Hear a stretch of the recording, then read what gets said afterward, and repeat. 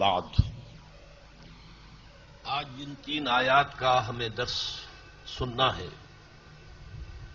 وہ آپ کے ہاتھ میں غالباً مطبوعہ شکل میں موجود ہیں، اور درس قرآن اصل میں اسی شکل میں ہوتا ہے کہ جو متن ہے قرآن مجید کا اور جو الفاظ ہیں قرآن حکیم کے وہ بھی سامنے موجود ہوں، تاکہ الفاظ کے ساتھ ان کے مفہوم اور معانی کا آپ کے ذہنوں کے اندر ایک رشتہ قائم ہوتا چلا جائے، تبھی در حقیقت اس سے صحیح معنی میں استفادہ ہو سکتا ہے۔ وہ موجود ہے، جی ہاں۔ اعوذ باللہ من الشیطان الرجیم، بسم اللہ الرحمن الرحیم۔ یہ بڑا وہی ہے، ادھر آواز کرو تو ادھر کم، ادھر آواز کرو تو ادھر کم۔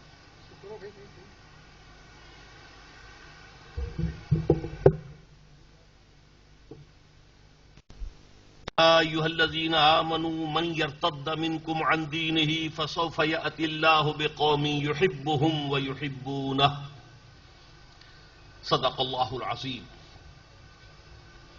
اے ایمان کے دعوے دارو، اے ایمان والو، یا ایھا الذین آمنوا کا ترجمہ ہر شخص کے علم میں ہے، لیکن یہ بات نوٹ کر لیجئے کہ قرآن حکیم میں ان الفاظ کے ذریعے سے خطاب کیا جاتا ہے اہل ایمان کو بھی اور منافقوں کو بھی، اس لیے کہ جو منافقین تھے وہ بھی قانوناً مسلمان تھے، مسلمانوں کی جماعت میں شامل تھے، لہذا ان سے آپ پورے قرآن مجید میں، حالانکہ بڑی طویل بحثیں ان کے ساتھ جو ہیں قرآن مجید میں نقل ہوئی ہیں۔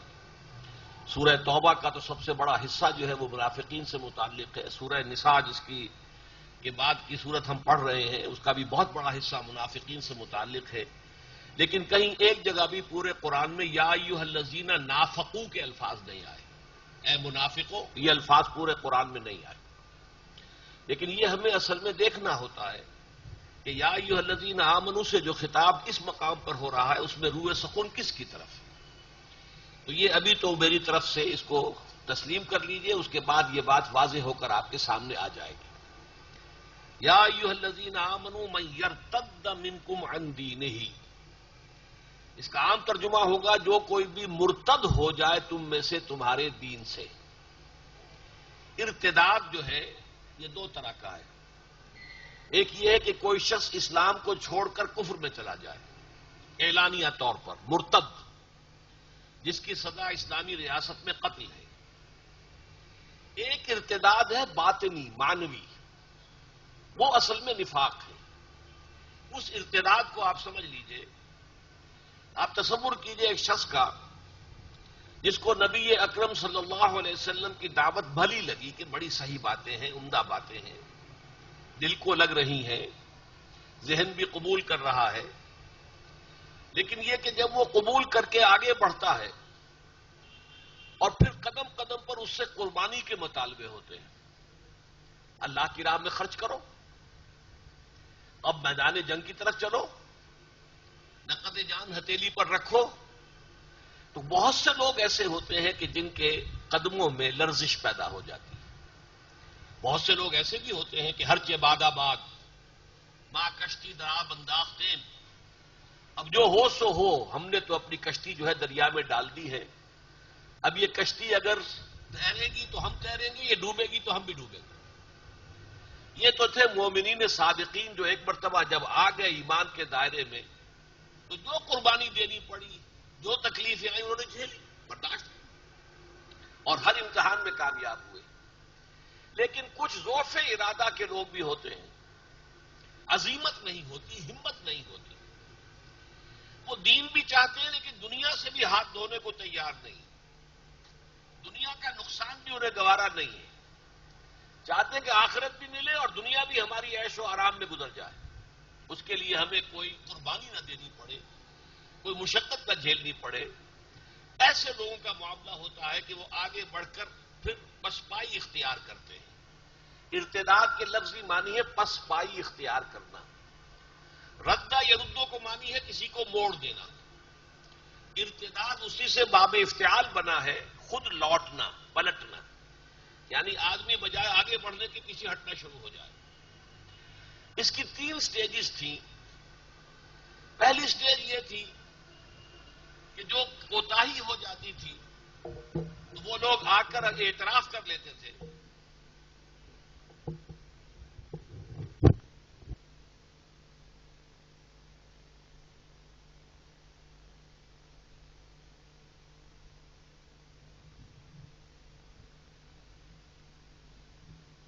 کوتاہی ہو گئی، اعتراف کر لیا، حضور سے آ کر درخواست کی کہ آپ اللہ سے ہمارے لیے استغفار کریں، کمزوری کا ہم سے مظاہرہ ہو گیا ہے۔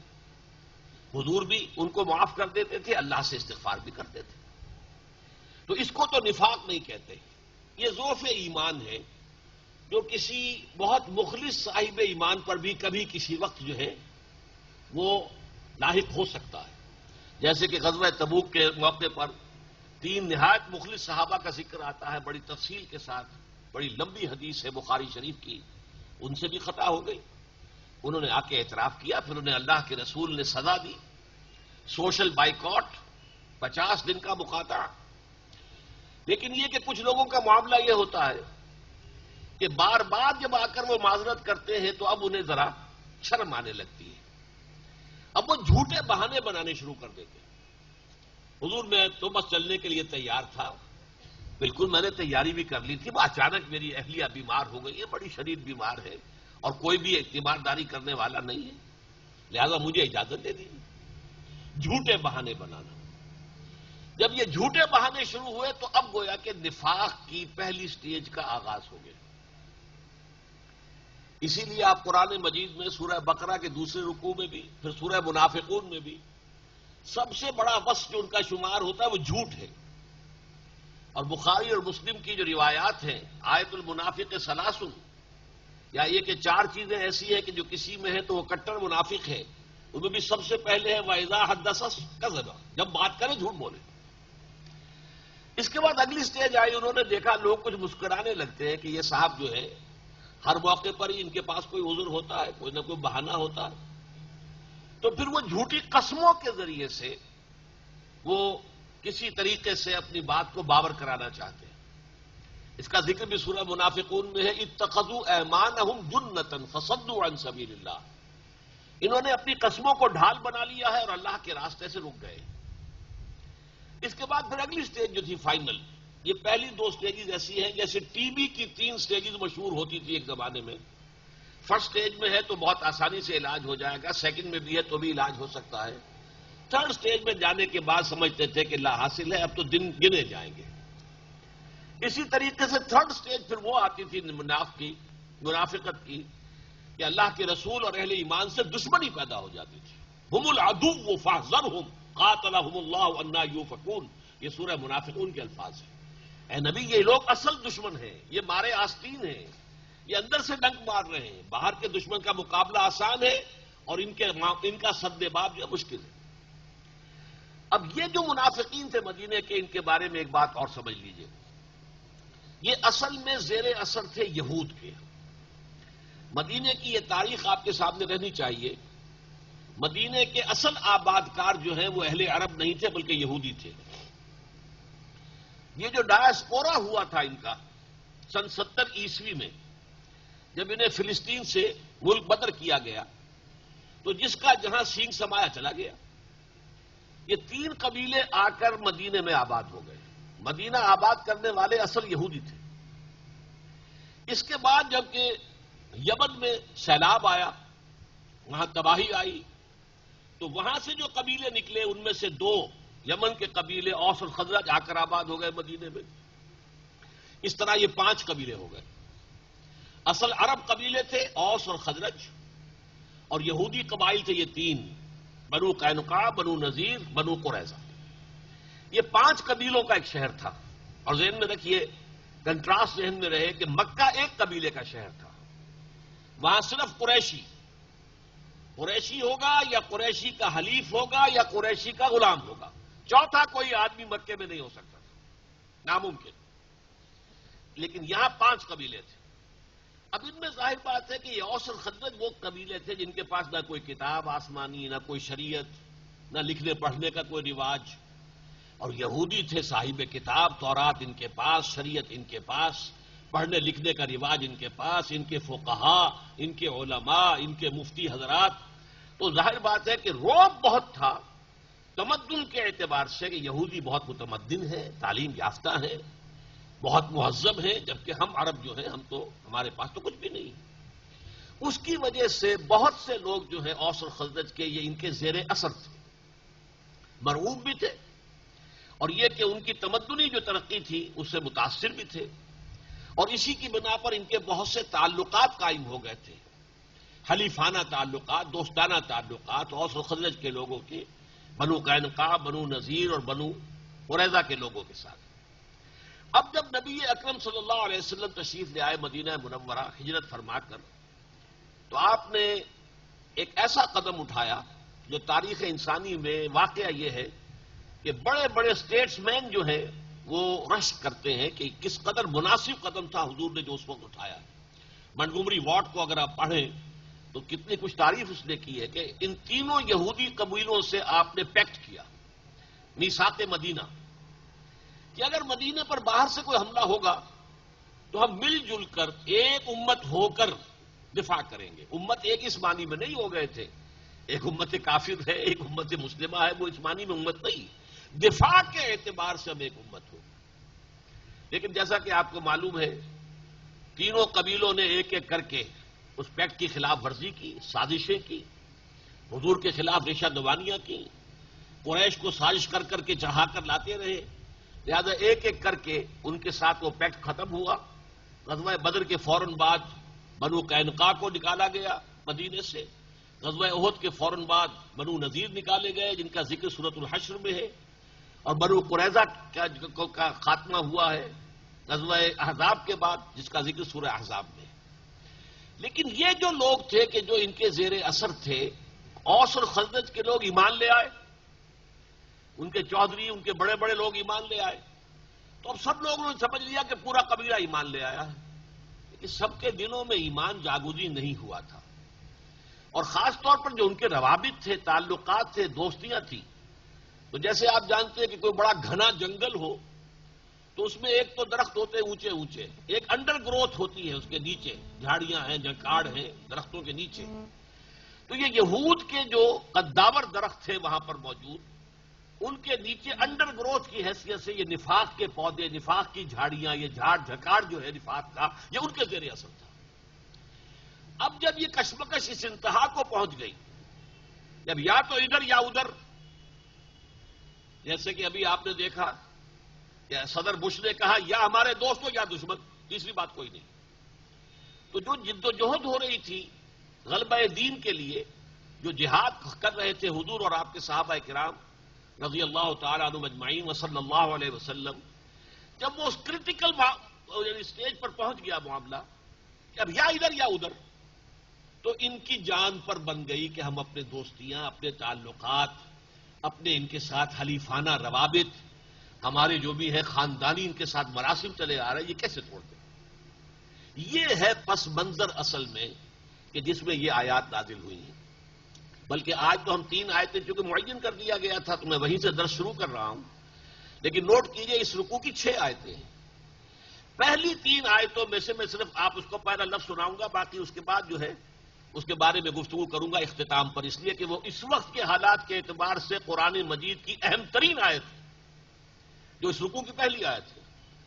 یا ایھا الذین آمنوا لا تتخذوا اليہود والنصارى اولیاء بعضهم اولیاء بعض ومن يتولهم منکم فانه منهم ان اللہ لا يهدي القوم الظالمین۔ اے ایمان والو، اے ایمان کے دعوے دارو، یہودیوں اور عیسائیوں کے اپنے دوست، پشت پناہ، حمایتی مت بناؤ۔ وہ ایک دوسرے کے حمایتی ہیں، پشت پناہ ہیں، ایک دوسرے کے مددگار ہیں، ایک دوسرے کے پروٹیکٹرز ہیں۔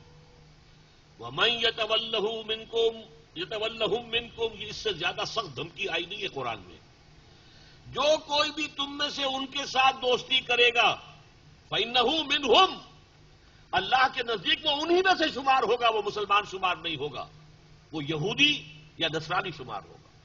سخت ترین الفاظ اس آیت میں، ان اللہ لا یہدی القوم الظالمین، اللہ ایسے ظالموں کو ہدایت نہیں دیتا۔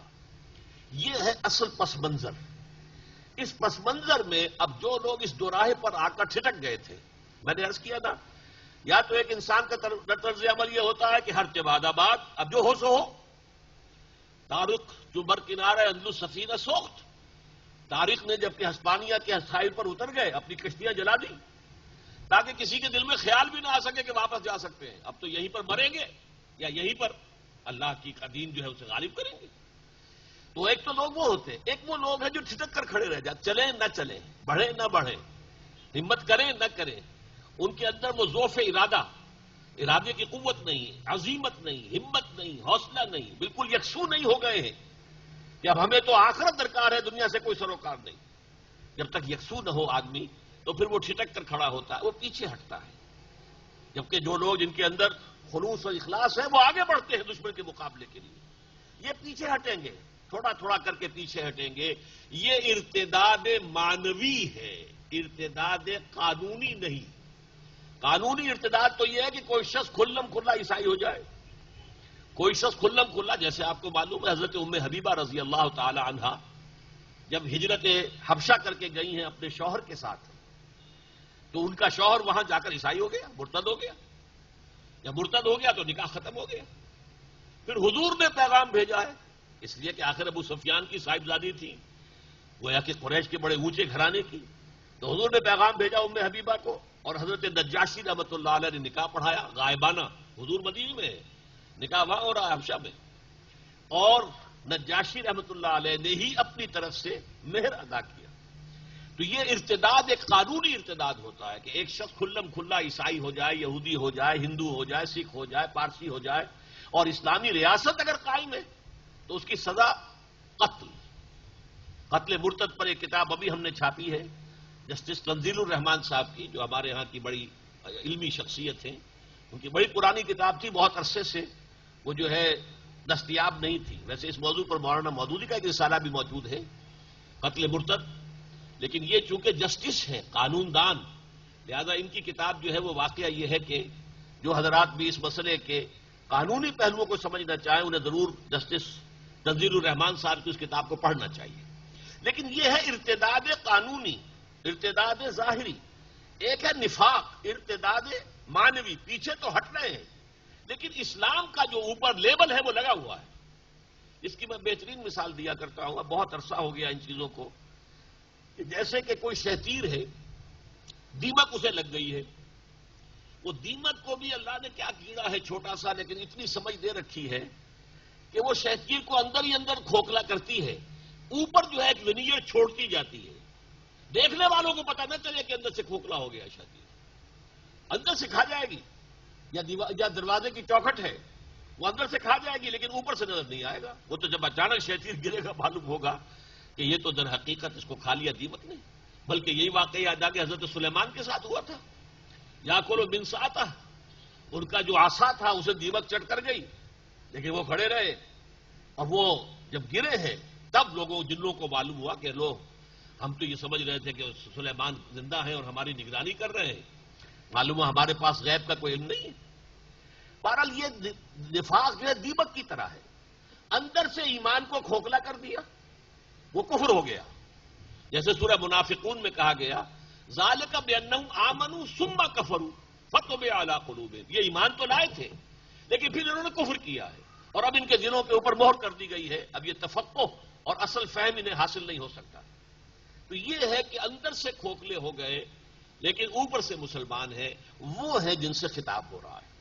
یا ایھا الذین آمنوا من یرتد منکم عن دینہ فسوف یأتی اللہ بقوم یحبہم ویحبونہ. اس میں ایک اللہ تعالیٰ کی شان بے نیازی ہے. اللہ عن قریب ایسے لوگوں کو لے آئے گا جن سے وہ محبت کرے گا اور وہ اس سے محبت کریں گے.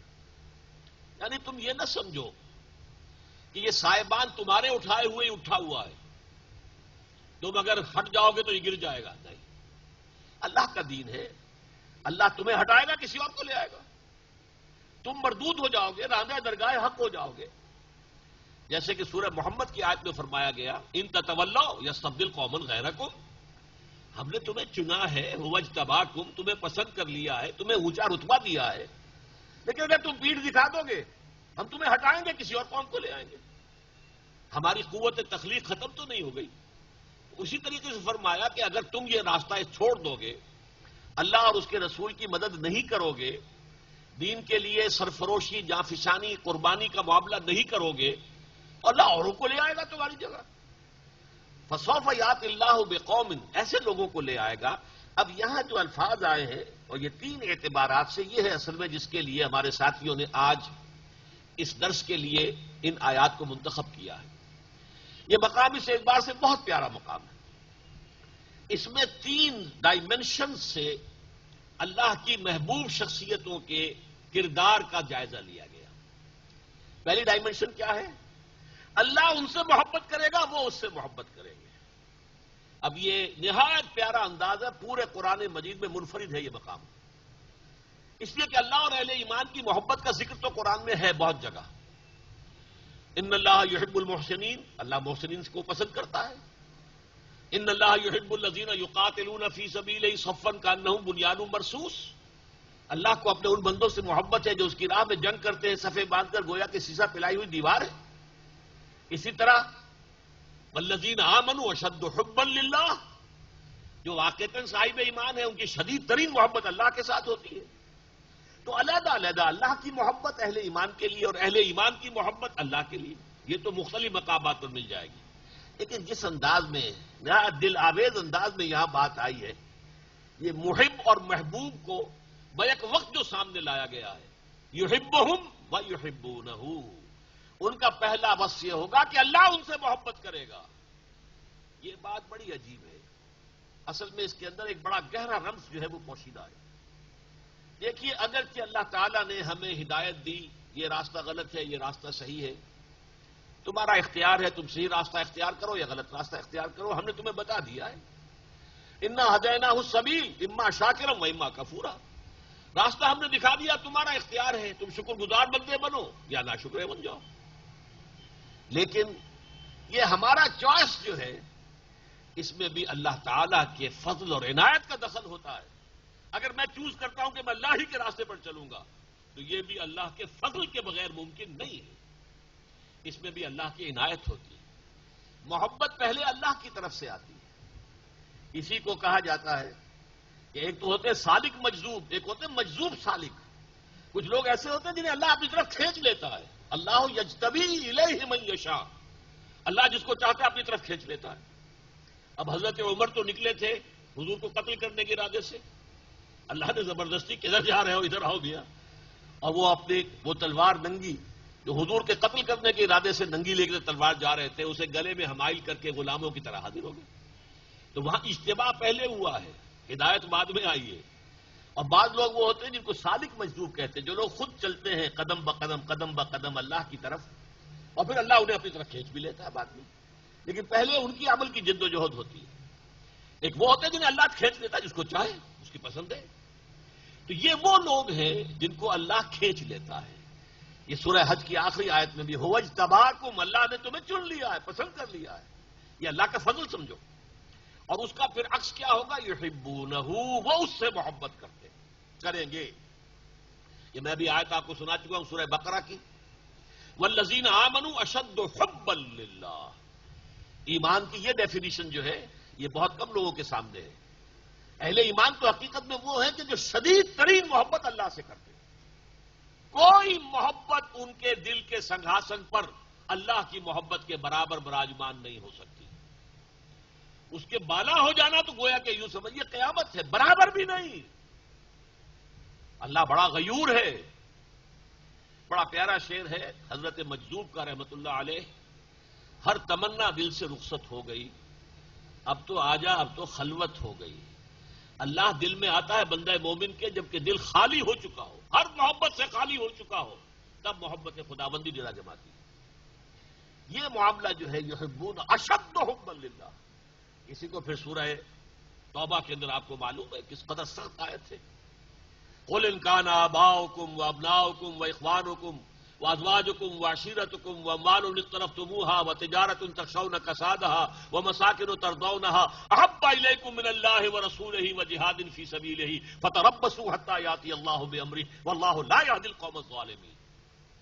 اے نبی ان سے کہہ دیجئے اگر تمہیں اپنے باپ، اپنے بیٹے، اپنے بھائی، اپنی بیویاں یا بیویوں کے لیے شوہر اور اپنے رشتہ دار اور وہ مال جو تم نے بڑی محنت سے جمع کیے ہیں، وہ بلڈنگیں جو تم نے بنائی ہیں، محلات بنائے ہیں، تمہیں پسند ہیں، وہ کاروبار جس میں کساد کا تمہیں اندیشہ رہتا ہے، اگر یہ 8 چیزیں زیادہ محبوب ہیں اللہ سے اور اس کے رسول سے اور اللہ کی راہ میں جہاد سے جاؤ، دفاع ہو جاؤ، انتظار کرو یہاں تک کہ اللہ اپنا فیصلہ سنا دے. اور اللہ کا فیصلہ اٹل کیا ہے؟ اللہ ایسے ظالموں کو ہدایت نہیں دیتا، ایسے فاسقوں کو ہدایت نہیں دیتا.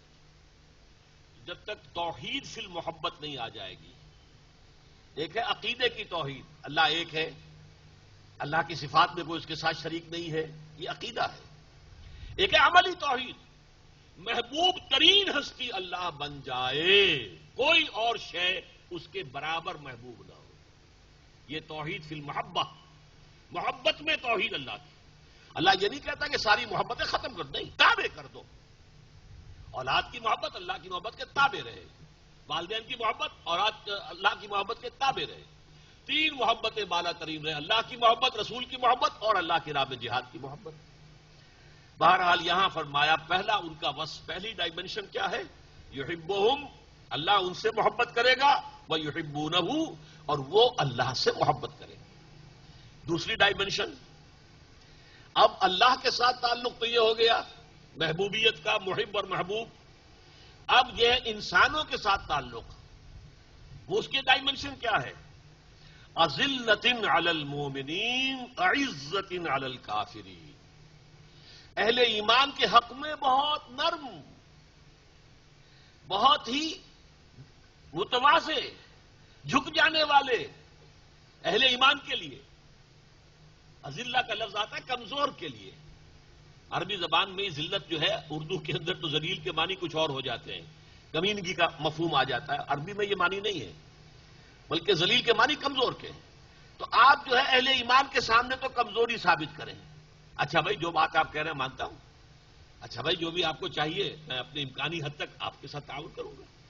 وہ یہ کہ معلوم ہو کہ ان کے اندر رحمت ہے، شفقت ہے، محبت ہے، رافت ہے اہل ایمان کے حق میں. عزت علی الکافرین، کافروں کے حق میں سخت، بھاری. اس کو کہا علامہ اقبال نے، ہو حلقہ یاراں تو بریشم کی طرح نرم، اور رزم حق و باطل ہو تو فولاد ہے مومن. معلوم ہے کہ اس شخص کے اندر تو انگلی دھسائی نہیں جا سکتی، کسی محبت کا واسطہ کام نہیں دے رہا. ماں رو رہی ہے کہ بیٹے چھوڑو اس محمد کے دین کو، آؤ میری طرف واپس. لیکن ماں کو چھوڑ کر جا رہا ہے بیٹا. مصعب بن عمیر ماں کو چھوڑ کر نکلا ہے کہ نہیں نکلا؟ نکلے ہیں. سعد بن ابی وقاص جو ہے وہ آخر ماں جو ہے مرن برت رکھے ہوئے تھی اور وہ واسطے دے رہی تھی کہ تمہیں ماں باپ کے حقوق کا خیال نہیں ہے. لیکن اللہ اور اس کے رسول کا حق جو سامنے آ گیا وہ ماں باپ کے حقوق سے فائق ہے. لہذا یہ ہے کہ سختی ایسی ہو کہ نرم وہ انگلی دھسا نہ سکے. جیسے ہم کہتے ہیں کہ جیسے ایک شخص جو ہے وہ تو بھائی تم تو پٹھے ہاتھ نہیں دھرنے دیتے. آدمی معلوم ہو کہ پوری طرح سخت کھڑا اپنے موقف کے اندر، کسی درجے میں نرمی دکھانے کو تیار نہ ہو. یہ ظاہر بات ہے جیسا کہ میں نے عرض کیا تھا، جب یہ حق و باطل کے درمیان کشاکش اس کریٹیکل پوائنٹ کو پہنچ جائے پھر لازم ہوتا ہے عزت علی الکافرین اذلۃ علی المؤمنین. اور جیسا کہ آپ کے علم میں نے بارہا کہا ہے کہ قرآن مجید میں اہم مضامین کم سے کم دو جگہ ضرور آتے ہیں. اسی کا عکس آپ کو ملے گا سورہ فتح کی آخری آیت میں. محمد الرسول اللہ والذین معہ اشداء علی الکفار رحماء بینہم. محمد اللہ کے رسول اور جو ان کے ساتھ ہیں ان کے صحابی رضی اللہ تعالی عنہم اجمعین، ان کی شان کیا ہے؟ اشداء علی الکفار، کفار کے حق میں بہت شدید، بہت سخت، اور رحماء بینہم، آپس میں بہت ہی رحم دل، آپس میں بہت ہی رقیق القلب. یہ ہے در حقیقت ہو حلقہ یاراں تو برے شم کی طرح نرم، اور رزم حق و باطل ہو تو فولاد ہے مومن. جس کا نقشہ سامنے آیا غزوہ بدر میں. ادھر سے حضرت ابو بکر تھے حضور کے ساتھ صلی اللہ علیہ وسلم، ادھر سے عبد الرحمن بن ابی بکر آیا ہوا ہے، ایمان نہیں لایا تھا، وہ کفار کے لشکر کے ساتھ ہے. جنگ بدر کے بعد کہتا ہے، بعد میں ایمان لے آئے، کہ ابا جان آپ میری زد میں آ گئے تھے بدر میں، لیکن میں نے آپ کے ساتھ رعایت کی، آپ پر حملہ نہیں کیا. حضرت ابو بکر فرماتے ہیں بیٹے چونکہ تم باطل کے لیے لڑ رہے تھے لہذا تم نے میرا لحاظ کیا، خدا کی قسم اگر تم میری زد میں آ جاتے کبھی نہ چھوڑتا. یہ ہے اشداء علی الکفار رحماء بینہم. کفار کے ساتھ کوئی رحمدلی کا سوال پیدا نہیں ہوتا. یہ عام حالات میں نہیں ہے. عام حالات میں آپ سورہ ممتحنہ میں پڑھیں گے کہ جو کافر حربی نہیں ہے، جو کافر آپ کے خلاف کسی محاذ میں شامل نہیں ہے، اس کے ساتھ کچھ نہ کچھ دوستی، کچھ نہ کچھ جو ہے اچھا سلوک بری بات نہیں ہے. یہ سورہ ممتحنہ میں مضمون آیا ہے. لیکن جب یہ کشاکش پہنچی ہو اس کرٹیکل پوائنٹ کو، جیسا کہ میں نے کہا، جیسے بش نے کہا، جس کے آگے کے ہمارے صدر مشرف صاحب جو ہیں وہ کپ کپا کر رہ گئے، یا ساتھ دو ورنہ دشمن شمار ہو گئے. یہ معاملہ آتا ہے، کہاں آتا ہے؟ جب تو کرٹیکل پوائنٹ آ جاتا ہے حق و باطل کی کشمکش کا، جب یا ہمارے ساتھ ہو یا ہمارے دشمن. لہذا وہاں معاملہ یہ ہوتا ہے.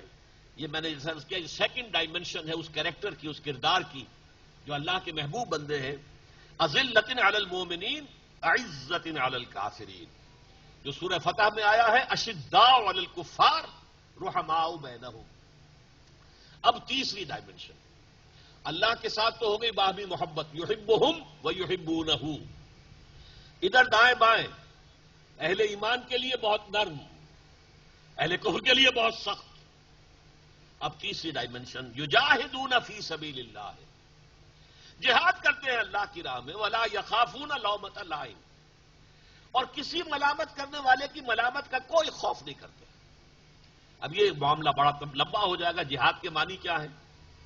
جہاد کے معنی کوشش، لیکن جہاد اور کوشش میں فرق ہے.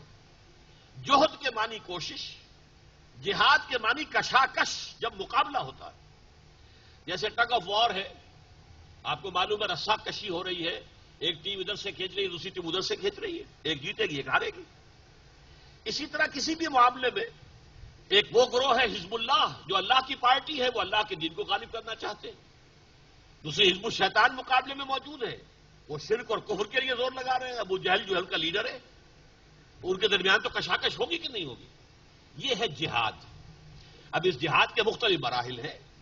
جہاد اپنے نفس کے خلاف بھی ہو سکتا ہے، کیونکہ ہمارے اندر بھی تو ایک شیطان موجود ہے نا، نفس امارہ، ان النفس لامارۃ بالسوء. پھر معاشرے کے خلاف معاشرہ کہتا ہے چلو ادھر، اسلام کہتا ہے چلو ادھر. کشمکش ہو جائے گی کہ نہیں؟ چلو تم ادھر کو ہوا ہو جدھر کی. یار تو ایک راستہ تو یہ ہے، زمانہ بات نہ سازت تو با زمانہ بے ساز. زمانہ تمہارے ساتھ سازگار نہیں ہے تو تم زمانے کے ساتھ سازگار ہو جاؤ، فرکشن تو نہیں ہوگی. لیکن نہیں، ایک یہ ہے زمانہ بات نہ سازت تو با زمانہ ستیز. اگر زمانہ تمہارے ساتھ سازگاری نہیں کر رہا، لڑو اس زمانے سے. یہ اولو العزم لوگوں کا کام ہوتا ہے، باہمت لوگوں کا کام ہوتا ہے، صاحب کردار، کریکٹر والے لوگ. اور پھر جہاد آگے چل کر قتال کی شکل اختیار کرتا ہے. اس میں ظاہر بات ہے کہ ہتھیلی پر جان لے کر ہی میدان میں آدمی نکلتا ہے نا. وہ تو نکل کے واپس آ گئے تو سمجھیے بونس ہے، ورنہ جو شخص بھی جنگ میں گیا ہے وہ رسک لے کر جا رہا ہے اپنی جان کا. تو یجاہدون فی سبیل اللہ ولا یخافون لومۃ لائم، اور وہ کسی ملامت کرنے والے کی ملامت سے نہیں ڈرتے. اس کے کیا معنی؟ دیکھیے، اللہ کی راہ میں جہاد جو بھی کریں گے اور جو بھی اپنا رخ کر لیں، انی وجہت وجہی للذی فطر السماوات والارض حنیفا، اور جو کہہ دیں گے ان صلاتی و نسکی و محیایا و مماتی للہ رب العالمین، اب ان کو دو طرح کی مخالفتیں پیش آئیں گی. ایک تو معاندین ہوں گے، وہ کہیں گے دماغ خراب ہو گیا، پاگل ہو گئے ہیں، یہ دقیانوسی لوگ ہیں، یہ فلاں ہیں، یہ فلاں ہیں، ان کے خلاف وہ زور لگا رہے ہیں. ایک ہوتے ہیں جو محبت بھرے انداز میں، بڑے بزرگانہ انداز میں، بڑے خیر خواہانہ انداز میں، بڑے ناصحانہ انداز میں. بھائی دیکھو ذرا، اپنے مستقبل کی فکر بھی کرو، اپنے بچوں کا بھی خیال کرو. تمہاری بیٹیاں ان کے ہاتھ بھی پیلے کرنے کے نہیں، تم تو ہما وقت لگ گئے ہو، تمہیں دنیا کا خیال ہی نہیں رہا. بھائی دین بھی اپنی جگہ ہے، لیکن دنیا بھی تو ہے نا، اس کا بھی تو حق ادا کرنا ہے. یہ ہوتی ہے نصیحت ناصحانہ انداز میں. اس کو کہتے ہیں ملامت. وہ تو مخالفت تو ہے ہی ہے جس کی ہے، لیکن یہ بڑا سٹل انداز ہوتا ہے. اس کا ذکر جو ہے سورہ عنکبوت کے پہلے رکوع میں ہے. وقال الذین کفروا للذین آمنوا اتبعوا سبیلنا ولنحمل خطایاکم وما هم بحاملین من خطایاهم من شیء. وہ جو نوجوان اہل ایمان سے حضور کے ساتھی بنے، ان کے بزرگ لوگ انہیں کہتے تھے کہ بھائی جو راستہ ہمارا ہے اسی پر چلو، اور تم سمجھتے ہو کہ یہ راستہ غلط ہے، اللہ کے ہاں تمہاری پکڑ ہو جائے گی، ہم ذمہ دار ہیں. وَلْنَحْمِلْ خَطَایَاكُمْ، تمہاری خطاؤں کا بوجھ ہم اٹھا لیں گے، ہم جواب دہی کریں گے. تم آؤ ہمارے راستے پر، چھوڑو محمد کے راستے کو صلی اللہ علیہ وسلم. فرمایا وَمَا هُمْ بِحَامِلِينَ مِنْ خَطَایَاهُمْ مِنْ شَيْءٍ إِنَّهُمْ لَكَاذِبُونَ. وہ ان کی خطاؤں میں سے کوئی بوجھ اٹھا نہیں سکیں گے، اور وہ جھوٹ بول رہے ہیں. تو یہ جو انداز ہوتا ہے، یہ در حقیقت ہے ناصحانہ خیر خواہانہ. یہ آگے کی فکر بھی کرو، دائیں بائیں بھی دیکھا کرو. تم نے تو اپنے آپ کو لگا دیا اسی کام کے اندر. آخر دنیاوی مصلحتیں بھی ہوتی ہیں. یہ ہے خوف، لومۃ لائم، ملامت کرنا. اب دیکھیے یہ بات کہی ہے اس وقت میں علامہ اقبال کو تو کوٹ کرتے ہوئے کوئی معذرت نہیں کرتا، لیکن یہ فیض کا معاملہ ہے جو میں کوٹ کرنے چلا ہوں، کیونکہ عام طور پر خیال یہ کہ وہ کمیونسٹ تھے، بارہ جو بھی تھے وہ تو گئے، اللہ کے حضور میں حاضر ہو گئے. ان کی ایک نظم ہے دو عشق. ان میں پہلا وہ اصلاح مجازی جو دنیا کا عشق ہوتا ہے، جو کہ غزل کا موضوع ہوتا ہے. دوسرا عشق انہوں نے کہا ہے چاہا ہے اسی رنگ سے لیلائے وطن کو. وطن کا عشق، وطن کی محبت، وطن کی جے، وطن کی عزت، وطن کی حرمت. لیکن اس دوسرے عشق کے ضمن میں یہ کہتے ہیں اس راہ میں جو سب پہ گزرتی ہے گزری، اس راہ میں جو سب پہ گزرتی ہے سو گزری، تنہا پس زندہ کبھی رسوا سرے بازار، کڑکے ہیں بہت شیخ سرے گوشے ممبر، اور گرجے ہیں بہت اہل حکم بر سرے دربار. یہ جو ہمارا ظاہر بات ہے کہ نظریہ تھا ان کا کمیونزم، وہ سمجھتے تھے اسی میں انسانیت کی بھلائی ہے، خیر ہے، فلاح ہے. لیکن اس میں ظاہر بات ہے جیل میں بھی جانا پڑا، مختلف مواقع پر سختیاں جھیلنی پڑی. اس راہ میں جو پھر اوپر فتوے بھی لگے، تو اس راہ میں جو سب پہ گزرتی ہے سو گزری، تنہا پس زندہ کبھی رسوا سرے بازار. اب اگر آپ برا نہ مانے، کہاں فیض، کہاں محمد الرسول اللہ، لیکن نقشہ دکھا دینا چاہتا ہوں. 3 سال کی شیب بنی ہاشم کی قید کاٹی یا نہیں کاٹی محمد نے اور ان کے صحابہ نے صلی اللہ علیہ وسلم؟ پس زندہ تھے کہ نہیں؟ رسوا سرے بازار، طائف کی گلیوں میں کیا ہو رہا تھا؟ ٹھٹھے لگ رہے ہیں، مذاق اڑ رہے ہیں، پتھراؤ ہو رہا ہے. رسوا سرے بازارے یہاں شوق ستم گارے. تو اس راہ میں جو سب پہ گزرتی ہے سو گزری، تنہا پس زندہ کبھی رسوا سرے بازار، کڑکے ہیں بہت شیخ سرے گوشے ممبر، ہمارے خلاف فتوے دیے گئے، اور گرجے ہیں بہت اہل حکم بر سرے دربار، بڑے بڑے ڈکٹیٹروں نے جو ہمارے خلاف یہ کارروائیاں کی ہیں. چھوڑا نہیں غیروں نے کوئی ناوی کے دشنام. ہمارے جو مخالف تھے غیر، انہوں نے ہر تیر چلایا ہمارے اوپر، ہمیں گالیاں دی.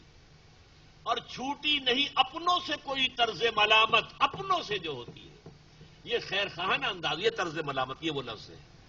چھوٹی نہیں اپنوں سے کوئی طرز ملامت، اس عشق نہ اس عشق پہ نادم ہے مگر دل، ہر داغ ہے اس دل میں بجز داغ ندامت. ہم نے جو بھی کیا ہے حق کی خاطر کیا ہے. ہم نے وطن کو اپنا معبود بنایا، وہ اور ان کا نظریہ تھا. ہمارا معبود اللہ ہے، ہم اللہ کے لیے جہاد کر رہے ہیں. لیکن ظاہر بات ہے کہ وہ چیزیں ہوں گی، ایک طرف کفار کے حملے ہوں گے، ایک طرف اپنوں کی طرف سے اندر ہی اندر مخالفت ہوگی. کیا کر رہے ہو؟ ذرا دائیں بائیں کا خیال کرو، آگے پیچھے کا خیال کرو، اولاد کا خیال کرو. بیٹیوں والے ہوں، ان کے ہاتھ پہلے کیسے ہوں گے؟ تم نے یہ شرعی پردہ نافذ کر دیا، کون تمہارے ساتھ رشتہ لے گا اور دے گا؟ کیا ہو جائے گا تمہیں؟ اور یہ سب لوگ جو ہیں بڑی بڑی داڑھیوں والے جو ہیں یہ بھی رشوتیں لیتے ہیں. تم لوگے تو گویا کہ قیامت آ جائے گی. اور یہ دیکھو بڑے بڑے حاجی نمازی، اور انہوں نے سود کے اوپر رقم لے کر حویلیاں بنائی ہے، تو تمہیں کیا ہو گیا؟ یہ سنتے ہیں کہ نہیں باتیں؟ جو بھی اس راستے پر آئے گا اسے یہ باتیں سننی ہوگی. تو اب یہ 3 ہو گئی ڈائمینشنز مکمل.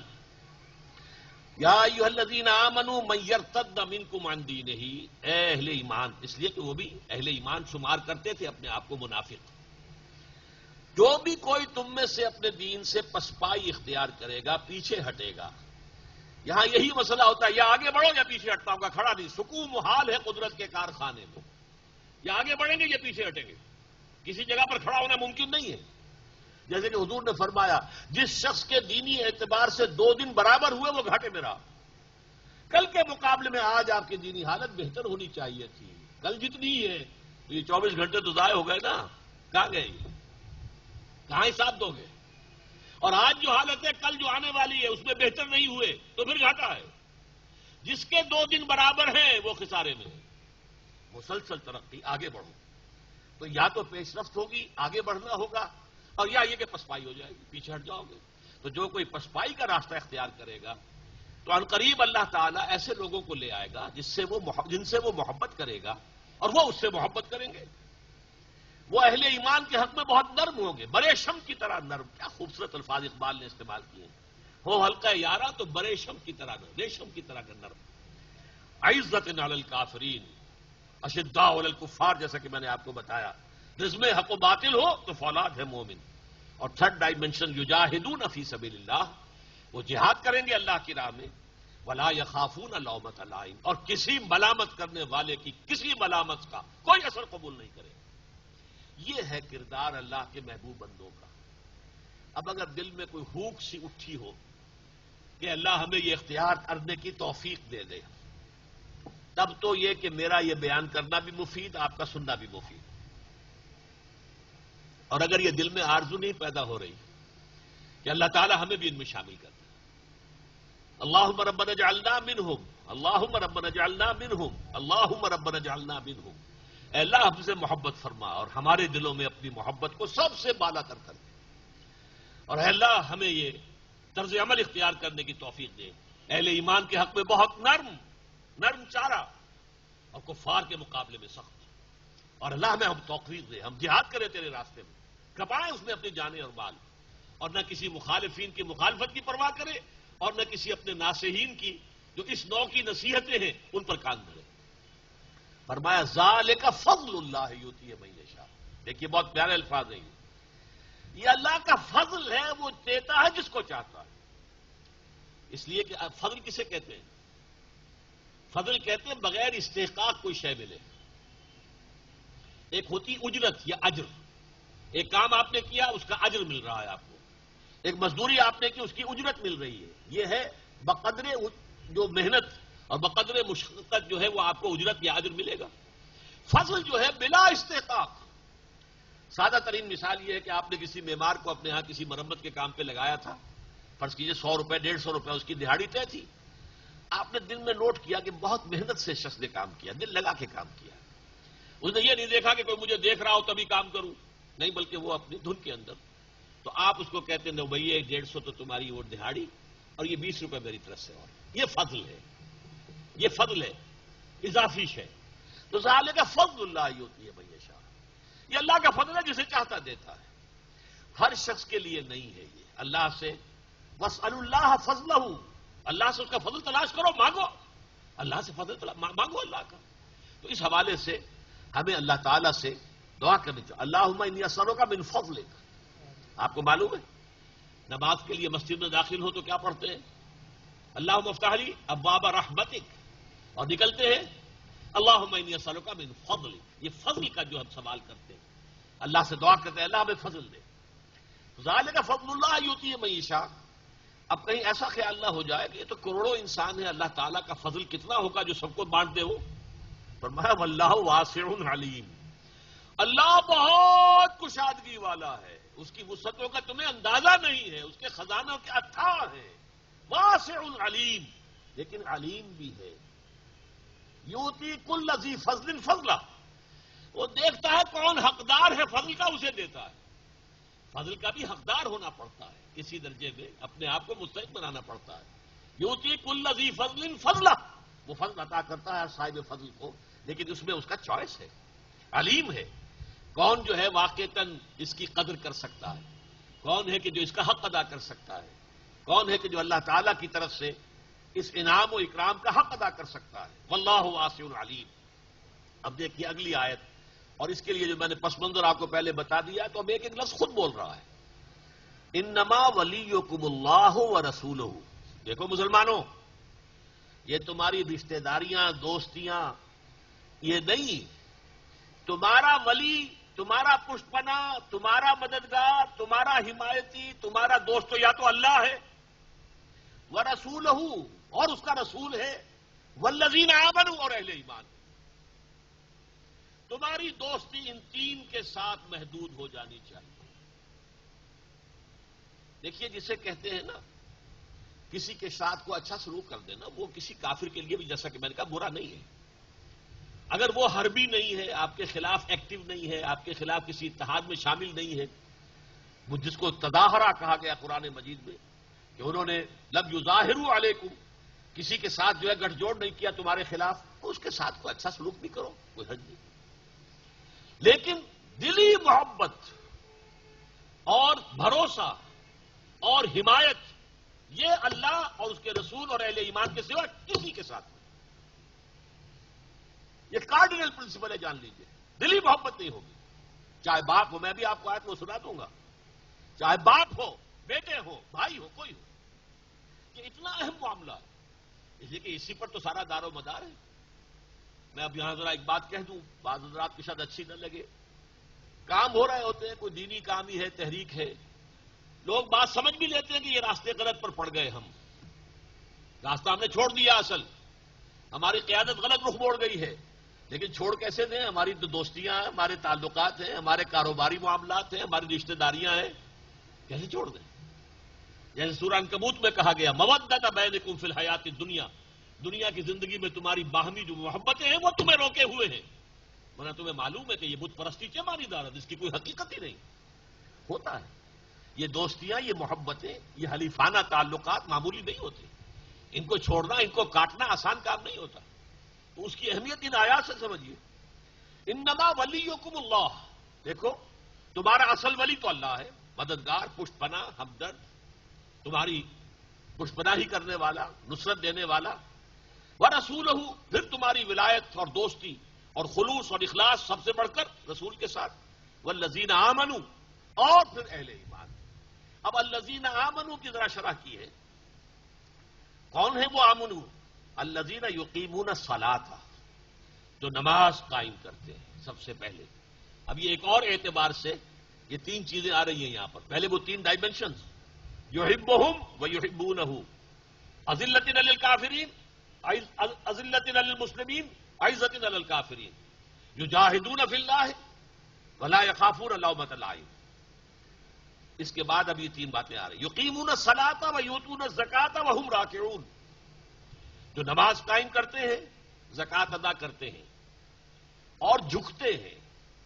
یہ جو ترجمہ ہے اس میں بس مجھے کچھ کہنے کی اجازت مانگ رہا ہوں. عام طور پر اس بات کو سمجھا نہیں گیا، مترجمین نے صحیح سمجھا نہیں. وہم راکعون، اور وہ رکوع کرتے ہیں. بھائی رکوع کیا نماز پہلے آ گیا تو رکوع تو اس کے بعد تو کیا؟ پہلے تو رکوع کا ذکر ہو تو بات سمجھ میں آتی ہے. جیسے سورہ حج کی آخری آیت سے پہلی آیت ہے، یا ایھا الذین آمنوا ارکعوا واسجدوا واعبدوا ربکم وافعلوا الخیر. وہاں رکوع ہے، سجود ہے. لیکن یہاں نماز جب آ گئی تو رکوع کا ذکر. یہ رکوع نہیں ہے، جھک کر. کیا معنی ہے اس کے؟ بڑے گہرے معنی ہے. دیکھیے پہلا بس ان کا یہ نماز قائم کرتے ہیں، اس کی تفصیل میں جانے کی ضرورت نہیں. دوسرا زکوٰۃ دیتے ہیں اور دیتے ہیں جھک کر. ایک یہ ہے زکوٰۃ خیرات کے طور پر آپ دے رہے ہیں تو آپ کی گردن اکڑی ہوتی ہے. حدیث میں بھی آیا ہے، الید العلیٰ خیر من الید السفلیٰ، جو ہاتھ اوپر ہوتا ہے دینے والا وہ بہتر ہے اس سے جو نیچے ہے لینے والے سے. اس وقت ہوتا ہے خیال میں کوئی کام کر رہا ہوں، خیر کر رہا ہوں، بھلا کر رہا ہوں، مجھے اللہ نے توفیق دی، چلی اسی اعتبار سے صحیح. لیکن ایک احساس ہوتا ہے. لیکن یہ معاملہ کیا ہے اصل میں؟ قرآن مجید میں جو دو رکوع انفاق فی سبیل اللہ پر سب سے اہم آئے ہیں، پورے قرآن مجید میں سب سے زیادہ جو ہے وہ چیزیں آئی ہیں 36ویں اور 37ویں رکوع سورہ بقرہ کی. اس میں فرمایا انفاق کا سب سے بڑھ کر جو شخص مستحق ہے وہ کون ہے؟ بھکاری نہیں، سوالی نہیں، سب سے بڑھ کر للفقراء الذین احصروا فی سبیل اللہ، وہ تنگ دست لوگ جو اللہ کی راہ میں گھر گئے ہیں، جنہوں نے اللہ کے دین کی جد و جہد ہماتن اپنے آپ کو اس میں لگا دیا. ہما وقت تھے کہ نہیں؟ اصحاب صفہ کوئی کاروبار نہیں کر رہے، حضور کے پاس بیٹھے ہوئے ہیں صبح سے لے کر شام تک، جو بھی علم و حکمت کی باتیں سیکھ رہے ہیں. اور پھر وہی لوگ تھے جنہیں حضور نے کہیں 70 بھیج دیے، جاؤ وہاں تبلیغ کے لیے جاؤ، جو سب کے سب شہید کر دیے گئے. آخر تھے کہ نہیں؟ وہ کوئی کاروبار نہیں کرتے تھے. یا ایسے لوگ بھی تھے کہ جنہوں نے اپنے آپ کو ہمتن دین کے لیے لگا دیا اور دنیا کے لیے کچھ بھی نہیں کیا. حالانکہ وہ اصحاب صفہ میں سے نہیں ہے. ابو ذر غفاری کون تھے؟ مقداد کون تھے؟ یہ جو فقراء صحابہ ہیں یہ ہمتن کارکن تھے. جیسے آج کل ہم جماعتوں میں کہتے ہیں بھائی یہ تو ہمہ وقت کارکن ہے، لیکن ہمہ وقت کارکن کو ہم کیا کرتے ہیں؟ تنخواہ دیتے ہیں. وہاں تنخواہ کوئی نہیں تھی. توکل اللہ پر، اور اگر کوئی تمہارا بھائی تمہاری کو مدد کر دے لے لو، بس. توکل محض پر تھا. یہ تنخواہ دار ملازمین اور تنخواہ دار کارکنوں کا کوئی تصور حضور صلی اللہ علیہ وسلم کی زندگی میں ہمیں نہیں ملتا. ہم نے اختیار کیا ہے مجبوراً آج کے حالات کے تحت، جو مختلف جماعتوں میں ہے، ہمارے ہاں بھی ہے. کچھ نہ کچھ لوگوں کو ہم نے جنہیں ہمتن ہم نے لے لیا ہے تو آخر ان کی کفالت کا کوئی بندوبست کرنا پڑتا ہے. لیکن حضور کا معاملہ دیکھیے، وہاں کسی کے لیے کوئی تنخواہ نہیں تھی، نہ حضور کی کوئی تنخواہ تھی. کوئی مال غنیمت میں سے کچھ آ گیا ہے تو ٹھیک ہے، یا یہ کہ کوئی ہدیہ لے آیا ہے وہ لے آیا ٹھیک ہے، نہیں تو فاقے ہیں. کئی کئی وقت کے فاقے، کئی کئی وقت گزر جاتے تھے کہ حضور کی ازواج مطہرات کے گھروں میں چولہے نہیں جلتے تھے. یہ تو غزوہ خیبر کے بعد پھر دولت جو ہے آئی ہے تو کچھ نہ کچھ سہولتیں پیدا ہوئی. تو وہ حضرات جو تھے جو ہمتن کارکن تھے اس دینی جماعت کے، حزب اللہ، محمد الرسول اللہ کی حزب اللہ، یہ لفظ ابھی آ جائے گا اگلی آیت میں، اس کے جو ہم وقت کارکن تھے، للفقراء الذین احصروا فی سبیل اللہ، وہ فقراء، وہ تنگ دست لوگ جو گر گئے اللہ کی راہ میں، اللہ کے جہاد میں، لا یستطیعون ضربا فی الارض، اب وہ زمین میں چل پھر نہیں سکتے اپنی روزی کمانے کے لیے. قافلے جاتے تھے، ادھر جا رہے ہیں ادھر جا رہے ہیں، اب قافلوں میں جائیں یا اللہ کے دین کے لیے جہاد کے لیے جائیں. لا یستطیعون ضربا فی الارض یحسبهم الجاہل اغنیاء من التعفف، جاہل انہیں یہ سمجھتا ہے کہ یہ غنی ہے اس لیے کہ وہ مانگتا تو ہے ہی نہیں. وہ اللہ کا بندہ جس نے اپنے آپ کو اللہ کے در پر بٹھا دیا، وہ کسی کے سامنے ہاتھ پھیلائے گا؟ ناممکن.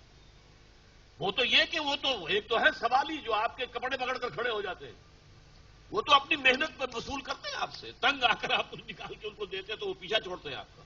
وہ تو مزدوری کی ایک شکل ہے جو بنا رکھی ہے لوگوں نے. لیکن یہ جو ہے اللہ کے وہ بندے جنہوں نے اپنے آپ کو دین کے لیے ہمتن فارغ کر دیا. اب توکل ہے، اللہ نے کوئی شے بھیج دی، اور اللہ تعالیٰ کے جو بھی بندے ہیں وہ اگر ان کو کوئی مدد کرتے، لیکن ایسے لوگوں کی مدد جو ہے اس طور سے نہیں ہو سکتی جیسے خیرات دی جاتی ہے. نہیں، وہ آپ کی مدد قبول کر لیں تو آپ ان کے احسان مند ہوں، وہ آپ کے احسان مند نہیں ہوں گے. فرمایا للفقراء الذین احصروا فی سبیل اللہ لا یستطیعون ضربا فی الارض یحسبهم الجاہل الاغنیاء من التعفف تعرفهم بسیماہم، ان کے چہروں سے تم پہچان لو گے. فاقہ ہے تو چہرے پر تو اثر ہوگا، چہرہ اترا ہوا تو ہوگا. لا یسألون الناس الحافا، وہ لوگوں سے لپٹ کر سوال نہیں کرتے، مانگتے نہیں ہیں بھکاریوں کی طرح. یہ ہے اصل انفاق فی سبیل اللہ کے سلسلے میں دو رکوعوں کا پورے مضمون کا آخری حصہ یہ ہے، یہ کلائمیکس ہے اس کا. اور یہ قرآن مجید کا یوں سمجھیے ضربہ سنام ہے انفاق فی سبیل اللہ کے موضوع پر. 36ویں اور 37ویں رکوع جو ہے سورہ بقرہ کے، یہ ہے یہاں مراد کہ وہ جب دیتے ہیں، کچھ مدد کرتے ہیں، زکوٰۃ دیتے ہیں تو وہ جھک کر دیتے ہیں، وہ تن کر نہیں دیتے. وہ اپنے ان ساتھیوں کا احسان مانتے ہیں کہ آپ نے ہماری یہ جو مدد تھی قبول کر لی. اس کے لیے وہ نہیں ہے کہ تن کر گردنوں. جو یہ 3 اوصاف آئے یہاں پر ان لوگوں کے جو جہاد فی سبیل اللہ کی راہ میں ہے. انما ولیکم اللہ ورسولہ والذین آمنوا الذین یقیمون الصلاۃ ویؤتون الزکاۃ وہم راکعون. یقیناً تمہارا ولی اللہ ہے اور اس کا رسول صلی اللہ علیہ وسلم، اور اہل ایمان. کون اہل ایمان؟ جو نماز قائم کرتے ہیں، زکوٰۃ ادا کرتے ہیں اور جھک کر ادا کرتے ہیں، سر اٹھا کر نہیں، کوئی حاکمانہ انداز میں نہیں، محسنانہ انداز میں نہیں، احسان پذیری کے انداز میں کہ گویا کہ آپ نے قبول کیا ہے تو یہ آپ کا احسان ہے کہ آپ نے میرا یہ تعاون قبول فرما لیا. اب آگے چلیے. وَمَن يَتَوَلَّ اللَّهَ وَرَسُولَهُ وَالَّذِينَ آمَنُوا، اور جو لوگ واقعتاً ولی بن جائیں گے اور ولی بنا لیں گے اللہ کو اور اس کے رسول کو اور اہل ایمان کو، یعنی جو وہی 3 الفاظ جو پہلے آ چکے ہیں، انما ولیکم اللہ ورسولہ والذین آمنوا. اب یہ تو ایک قاعدہ کلیہ تھا جو بیان ہوا. اب جو لوگ اس معیار پر پورے اتر آئے ان کے لیے خوشخبری آ رہی ہے. وَمَن يَتَوَلَّ اللَّهَ وَرَسُولَهُ وَالَّذِينَ آمَنُوا، اور جو لوگ واقعتاً دوست بنا لیں گے اللہ کو حقیقی معنی میں اور رسول کو اس کے صلی اللہ علیہ وسلم اور اہل ایمان کو، فَإِنَّ حِزْبَ اللَّهِ هُمُ الْغَالِبُونَ، تو یہ ہے اصل میں اللہ کی پارٹی اور یہی غالب آ کر رہیں گے. یہ بہت بڑی نوید ہے. یہاں اصل میں جو عبارت ہے اس میں حذف ہے، الفاظ اگر کھول دیے جائیں جو محذوف ہے. وَمَن يَتَوَلَّ اللَّهَ وَرَسُولَهُ وَالَّذِينَ آمَنُوا فَأُولَٰئِكَ حِزْبُ اللَّهِ أَلَا إِنَّ حِزْبَ اللَّهِ هُمُ الْغَالِبُونَ.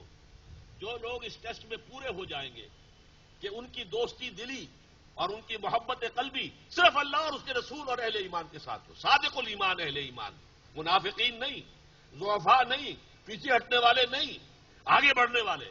یجاہدون فی سبیل اللہ ولا یخافون لومۃ لائم، جو اس 3 ڈائمنشن پر پورے اترنے والے ہیں، ان کے ساتھ اگر ان کی ایمان دوستی کا جو دائرہ محدود ہو گیا، فاولئک حزب اللہ، تو اب یہ مل جل کر اللہ کی ایک جماعت بن جائیں گے. الا ان حزب اللہ هم الغالبون، اور جان لو کہ اللہ تعالیٰ کی یہ پارٹی جو ہے بالآخر وہی غالب رہے گی. اب ذرا اس مضمون کی اہمیت کے اعتبار سے پھر وہی اصول بیان کر رہا ہوں کہ اہم مضامین قرآن میں 2 دفعہ ضرور آتے ہیں. یہ سورہ مجادلہ کی آخری آیت آپ کو سنا رہا ہوں.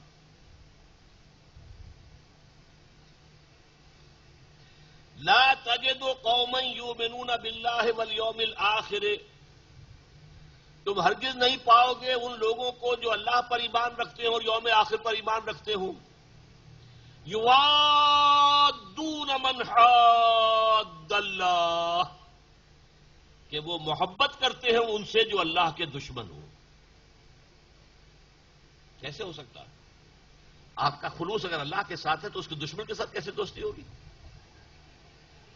لا تجد قوما یؤمنون باللہ والیوم الآخر یوادون من حاد اللہ ورسولہ، جو اللہ اور اس کے رسول کے دشمن ہو اس کے ساتھ دوستی کیسے ہو سکتی ہے ان کی؟ آگے سنیے، وَلَوْ كَانُوا آبَاءَهُمْ، خواہ وہ ان کے باپ ہوں، او ابناءہم، خواہ ان کے بیٹے ہوں، اور اخوانہم، خواہ ان کے بھائی ہوں، اور عشیرتہم، یا ان کے رشتہ دار ہوں. اولئک کتب فی قلوبہم الایمان، یہ وہ لوگ ہیں کہ جن کے دلوں میں اللہ نے ایمان کو راسخ کر دیا، لکھ دیا ہے ایمان. جیسے کہ کسی چیز میں کندہ کر دیا جائے، پتھر پہ کندہ کرتے ہیں نا، قبروں پر جو کتبے لگے ہوتے ہیں تو اس میں کندہ کرتے ہیں. اسی طریقے سے اولئک الذین، اولئک کتب فی قلوبہم الایمان، اللہ نے یہ وہ لوگ ہیں کہ جن کے دلوں میں ایمان لکھ دیا ہے، کندہ کر دیا ہے. وَأَيَّدَهُم بِرُوحٍ مِّنْهُ، اور ان کی مدد فرمائی ہے خاص اپنی طرف سے، اپنے فیض سے، فیضان سے، روحانی فیضان سے. وَيُدْخِلُهُمْ جَنَّاتٍ تَجْرِي مِن تَحْتِهَا الْأَنْهَارُ، اور وہ انہیں داخل کرے گا ان باغات میں جن کے نیچے ندیاں بہتی ہوں گی. خالدین فیہا، اور وہ اس میں ہمیشہ ہمیشہ رہیں گے. رضی اللہ عنہم ورضوا عنہ، وہ اللہ ان سے راضی ہو گیا، وہ اللہ سے راضی ہو جائے گا. یحبہم ویحبونہ، دیکھیے اس مضمون کو، یہاں رضی اللہ عنہم ورضوا عنہ، اللہ ان سے محبت کرے گا، وہ اللہ سے محبت کریں گے. یہاں بھی کیا، اللہ ان سے راضی ہو گیا اور وہ اللہ سے راضی ہو جائیں گے. آگے پڑھیے، وہ جو وہاں پر میں نے کھول دیا تھا، اولئک حزب اللہ، یہاں وہ الفاظ آ گئے. یہ ہے اللہ کی پارٹی. اللہم ربنا اجعلنا منہم، اے اللہ ہمیں بھی ان میں شامل فرما. الا ان حزب اللہ هم المفلحون، آگاہ ہو جاؤ کہ اللہ کی پارٹی ہی ہے فلاح پانے والی. وہاں کیا فرمایا تھا؟ فإن حزب اللہ هم الغالبون. ان دونوں کو بھی ذرا تقابل کر لیجئے. غلبے کا تعلق اس دنیا سے ہے، فلاح کا تعلق آخرت سے ہے. یہ فلاح یہ تو بہت بڑی شے ہے. اولئک هم المفلحون، یہ در حقیقت اللہ کے یہ بندے جن کی دوستیاں، جن کی محبتیں، جن کے دلی تعلقات یہ محدود ہو گئے اللہ کی ذات، رسول کی ذات اور اصل اہل ایمان، وہ جو اللہ کی راہ میں جہاد کر رہے ہوں، جنہیں آج کل کی اصطلاح میں ایکٹیوسٹ کہتے ہیں آپ، جو واقعتاً اپنا تن من دھن لگا رہے ہوں. ان صلاتی و نسکی و محیایا و مماتی للہ رب العالمین، جو اس کا نمونہ پیش کر رہے ہوں. اگر یہ دوستی آپ کی اس دائرے کے اندر محدود ہو گئی، آپ کے دائرے سے نکل گئے، باپ بھی نکل گیا، بھائی بھی، اگر باپ بھی ہے ایسا ہی، کیا کہنے نور علی نور، بیٹے بھی ایسے ہی ہے، کیا کہنے نور علی نور، وہ تو اس دائرے میں رہیں گے. لیکن اگر باپ دوسری طرف کھڑا ہوا ہے، بیٹا دوسری طرف کھڑا ہوا ہے، تو ان میں کوئی تعلق محبت کا، دوستی کا نہیں ہو سکتا. وَلَوْ كَانُوا آبَاءَهُمْ أَوْ أَبْنَاءَهُمْ أَوْ إِخْوَانَهُمْ أَوْ عَشِيرَتَهُمْ، چاہے باپ ہوں، بیٹے ہوں، بھائی ہوں، رشتہ دار ہوں. ایسے ہی لوگوں کے دلوں میں ایمان جو ہے وہ کھود دیا گیا ہے، کندہ کر دیا گیا ہے، لکھ دیا گیا ہے. اللہم ربنا اجعلنا منہم. اب ذرا آئیے، میں نے عرض کیا تھا کہ وہ جو 3 آیتیں ہیں اس رکوع کی پہلی، اس وقت کے حالات کے اعتبار سے اہم ترین. دیکھیے یہ اس رکوع کا چونکہ 3 آیتوں کا درس کا یہاں ساتھیوں نے اعلان کر دیا تھا، ورنہ میں شروع ہی یہاں سے کرتا، لیکن ہم نے یہ کیا ہے کہ جو آپ کے پاس جو چھپی ہوئی ہیں آیات، پہلے ان کا درس مکمل کر لیا ہے. اب دیکھیے 3 آیات یہ ہیں، یا ایھا الذین آمنوا لا تتخذوا اليہود والنصارى اولیاء بعضهم اولیاء بعض. اہل ایمان مت دوست بناؤ یہودیوں کو اور نصرانیوں کو، عیسائیوں کو، وہ خود ایک دوسرے کے دوست ہیں۔ یہاں ذرا غور کیجئے گا، یہ تاریخی اعتبار سے بڑی اہم بات آپ کو بتا رہا ہوں۔ جب میں نے پہلی مرتبہ یہ بات کہی تھی تو ہندوستان کے دینی رسالوں میں بھی اس کے اوپر بہت جو ہے تحسین کی گئی کہ یہ بات پہلی مرتبہ ڈاکٹر اسرار نے کہی ہے۔ عام طور پر لوگ اجازت سے گزر جاتے ہیں۔ تاریخی حقیقت یہ ہے کہ جب قرآن نازل ہو رہا تھا ان کے درمیان دوستی نہیں تھی۔ عیسائیوں کی اور نصرانیوں کی شدید دشمنی تھی، عیسائیوں کی اور یہودیوں کی۔ یہودیوں نے تو حضرت مسیح کو صلیب پر چڑھوایا، دوستی کیسے ہو جاتی؟ جنہیں وہ اپنا معبود مان رہے ہیں، خدا کا بیٹا مان رہے ہیں۔ تو ہسٹری میں تو بہت لمبی تاریخ موجود ہے کہ بڑی شدید دشمنی تھی، بہت شدید پرسیکیوشن۔ اصل میں یہ آج کے بارے میں پیشن گوئی ہے، آج کے اس دور کے بارے میں۔ پوٹینشلی تھی یہ، لیکن ایکچولی اب ہوئی ہے۔ جیسے آپ کہتے ہیں کہ آم کی گٹھلی میں آم کا پورا درخت ہے، پوٹینشلی پورا درخت کہاں ہے؟ آپ کی گٹھلی میں موجود ہے، وہیں سے نکلا ہے نا۔ وہ دو پتوں کی شکل میں نکلا، پھر بڑھا ہے، درخت بنا، آیا کہاں سے بھائی؟ سارا مواد اسی گٹھلی میں تھا۔ اسی طریقے سے وہ تھی تو صحیح، اپیرنٹ نہیں تھی، ظاہر نہیں تھی، بلکہ دشمنی تھی شدید۔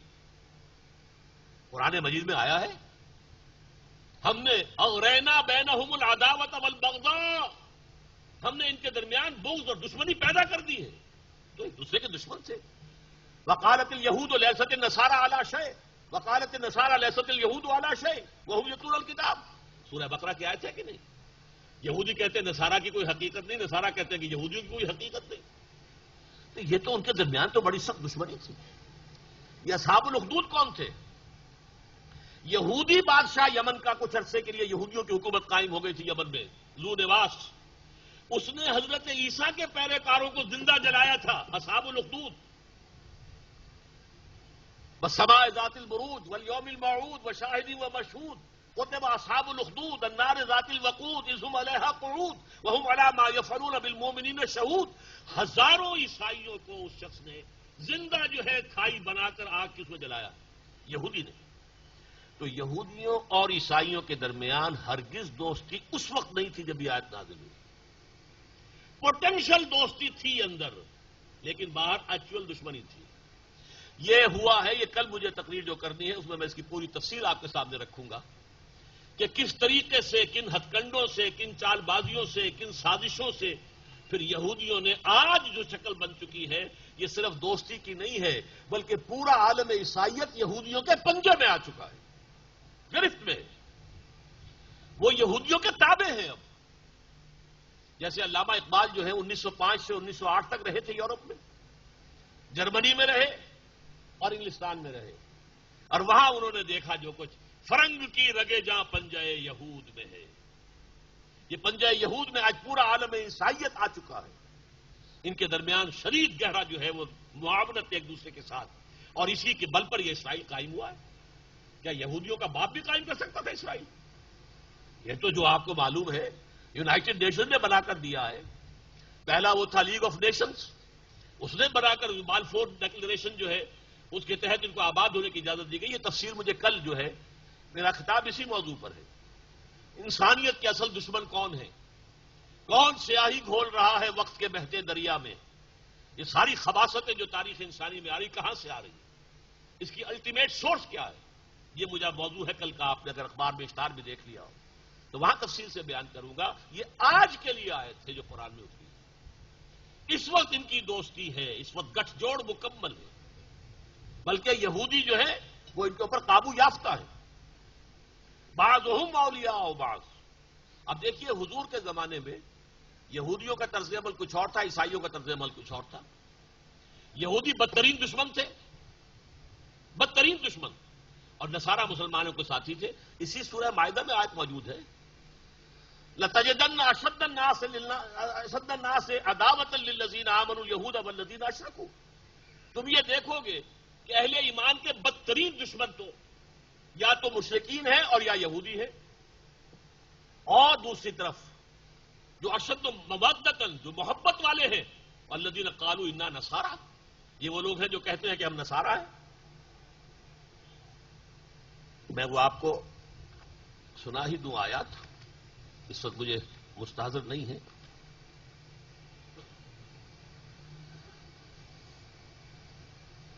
لَتَجِدَنَّ أَشَدَّ النَّاسِ عَدَاوَةً لِلَّذِينَ آمَنُوا الْيَهُودُ وَالَّذِينَ أَشْرَكُوا.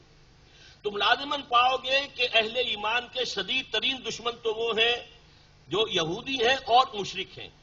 وَلَتَجِدَنَّ أَقْرَبَهُمْ مَوَدَّةً، اور تم دیکھو گے محبت میں ان سے قریب ترین وہ ہیں لِلَّذِينَ آمَنُوا الَّذِينَ قَالُوا إِنَّا نَصَارَىٰ، جو یہ کہتے ہیں کہ ہم نصارہ ہیں.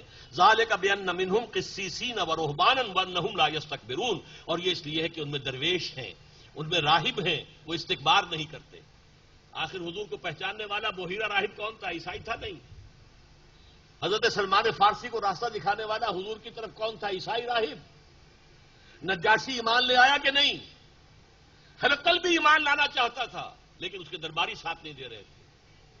مقوقس شاہ مصر، اس نے حضور کی خدمت میں ہدیے بھیجے. آپ کو معلوم ہے کہ حضور کی جو پھر کنیز تھی جن سے کہ حضرت ابراہیم کی ولادت ہوئی ہے، ماریا قبطیہ رضی اللہ عنہا، وہ کس نے بھیجی تھی؟ مقوقس نے. اور وہ گھوڑا بھی حضور کو اس نے بھیجا تھا. عیسائیوں کی طرف سے حضور کے خلاف پوری آپ کی زندگی میں کوئی اقدام نہیں ہوا.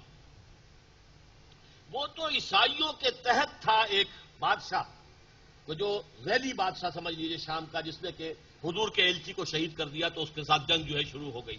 وہ غزوہ موتا ہوا، غزوہ تبوک ہوا، ورنہ یہ کہ کوئی اقدام. اور یہودی بدترین دشمن. تو یہ آیت میں آپ کو اس لیے بتا رہا تھا کہ یہ در حقیقت اس وقت کے لیے نہیں ہے.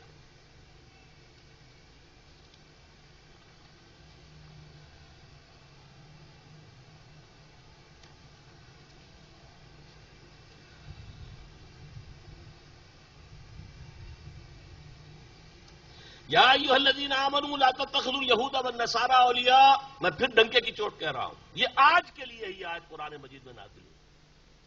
اس لیے کہ قرآن مجید کے بارے میں حضور نے جو بیان فرمایا، دیکھیے مجھے وہ حدیث پیاری یاد آ گئی. حضرت علی راوی ہے، فرماتے ہیں حضور نے ارشاد فرمایا انہا ستکون فتنۃ، عنقریب ایک بہت بڑا فتنہ رونما ہوگا. حضرت علی فرماتے ہیں کہ میں نے عرض کیا فقلت مل مخرج منہا یا رسول اللہ، اے اللہ کے رسول یہ فرمائیے اس سے نکلنے کا راستہ کون سا ہوگا. اس موقع پر رہا نہیں جاتا، بے شمار مرتبہ میں پہلے بھی کہہ چکا ہوں، لیکن توجہ دلائے بغیر نہیں گزر سکتا یہاں سے کہ دیکھیے ہم اگر ہوتے تو کیا پوچھتے؟ یہ فتنہ کب آئے گا، کیوں آئے گا، کہاں سے آئے گا، کدھر سے آئے گا، کیا ہوگا، یہ پوچھتے نا. حالانکہ ان تمام سوالوں کا جواب علم ہے، علمی معلومات حاصل ہو گئی. عملی اعتبار سے کیا تھا؟ نجات کون سی ہوگی، نکلیں گے کیسے. وہ ایگزٹ جو لکھا ہوا ہوتا ہے ہال کے دروازوں کے اوپر لال، کہ اگر کہیں کچھ اندر ہو جائے، دھماکہ ہو جائے تو بھاگو اس دروازوں کی طرف، وہ ایگزٹ وہ ہے. مخرج، مخرج لکھتے ہیں عرب ممالک میں، اسی ایگزٹ کی جگہ پر مخرج لکھا ہوتا ہے. بل مخرج منہا یا رسول اللہ، اے اللہ کے رسول اس سے نکلنے کا راستہ کون سا ہو. اب فرمایا آپ نے کتاب اللہ فیہ خبر ما قبلکم ونبأ ما بعدکم وحکم ما بینکم. یہ کتاب اللہ ہے جو ہر فتنے سے تمہیں بچا سکتی ہے. اس میں تم سے پہلے لوگ جو گزر چکے ہیں ان کے حالات بھی ہیں، تمہارے بعد جو کچھ ہونے والا ہے اس کا تذکرہ بھی ہے، اور جو بھی اختلافات تمہاری پوری تاریخ میں رونما ہوں گے ان سب کا حل موجود ہے. بڑی طویل حدیث ہے، میں اس وقت اس کی پوری تفصیل میں نہیں جا سکتا. یہ تو یوں سمجھیے مدح قرآن و صاحب قرآن، صاحب قرآن محمد صلی اللہ علیہ وسلم آپ پر نازل ہوا ہے، انہوں نے مدح فرمائی ہے قرآن کی. وہ بڑی طویل حدیث.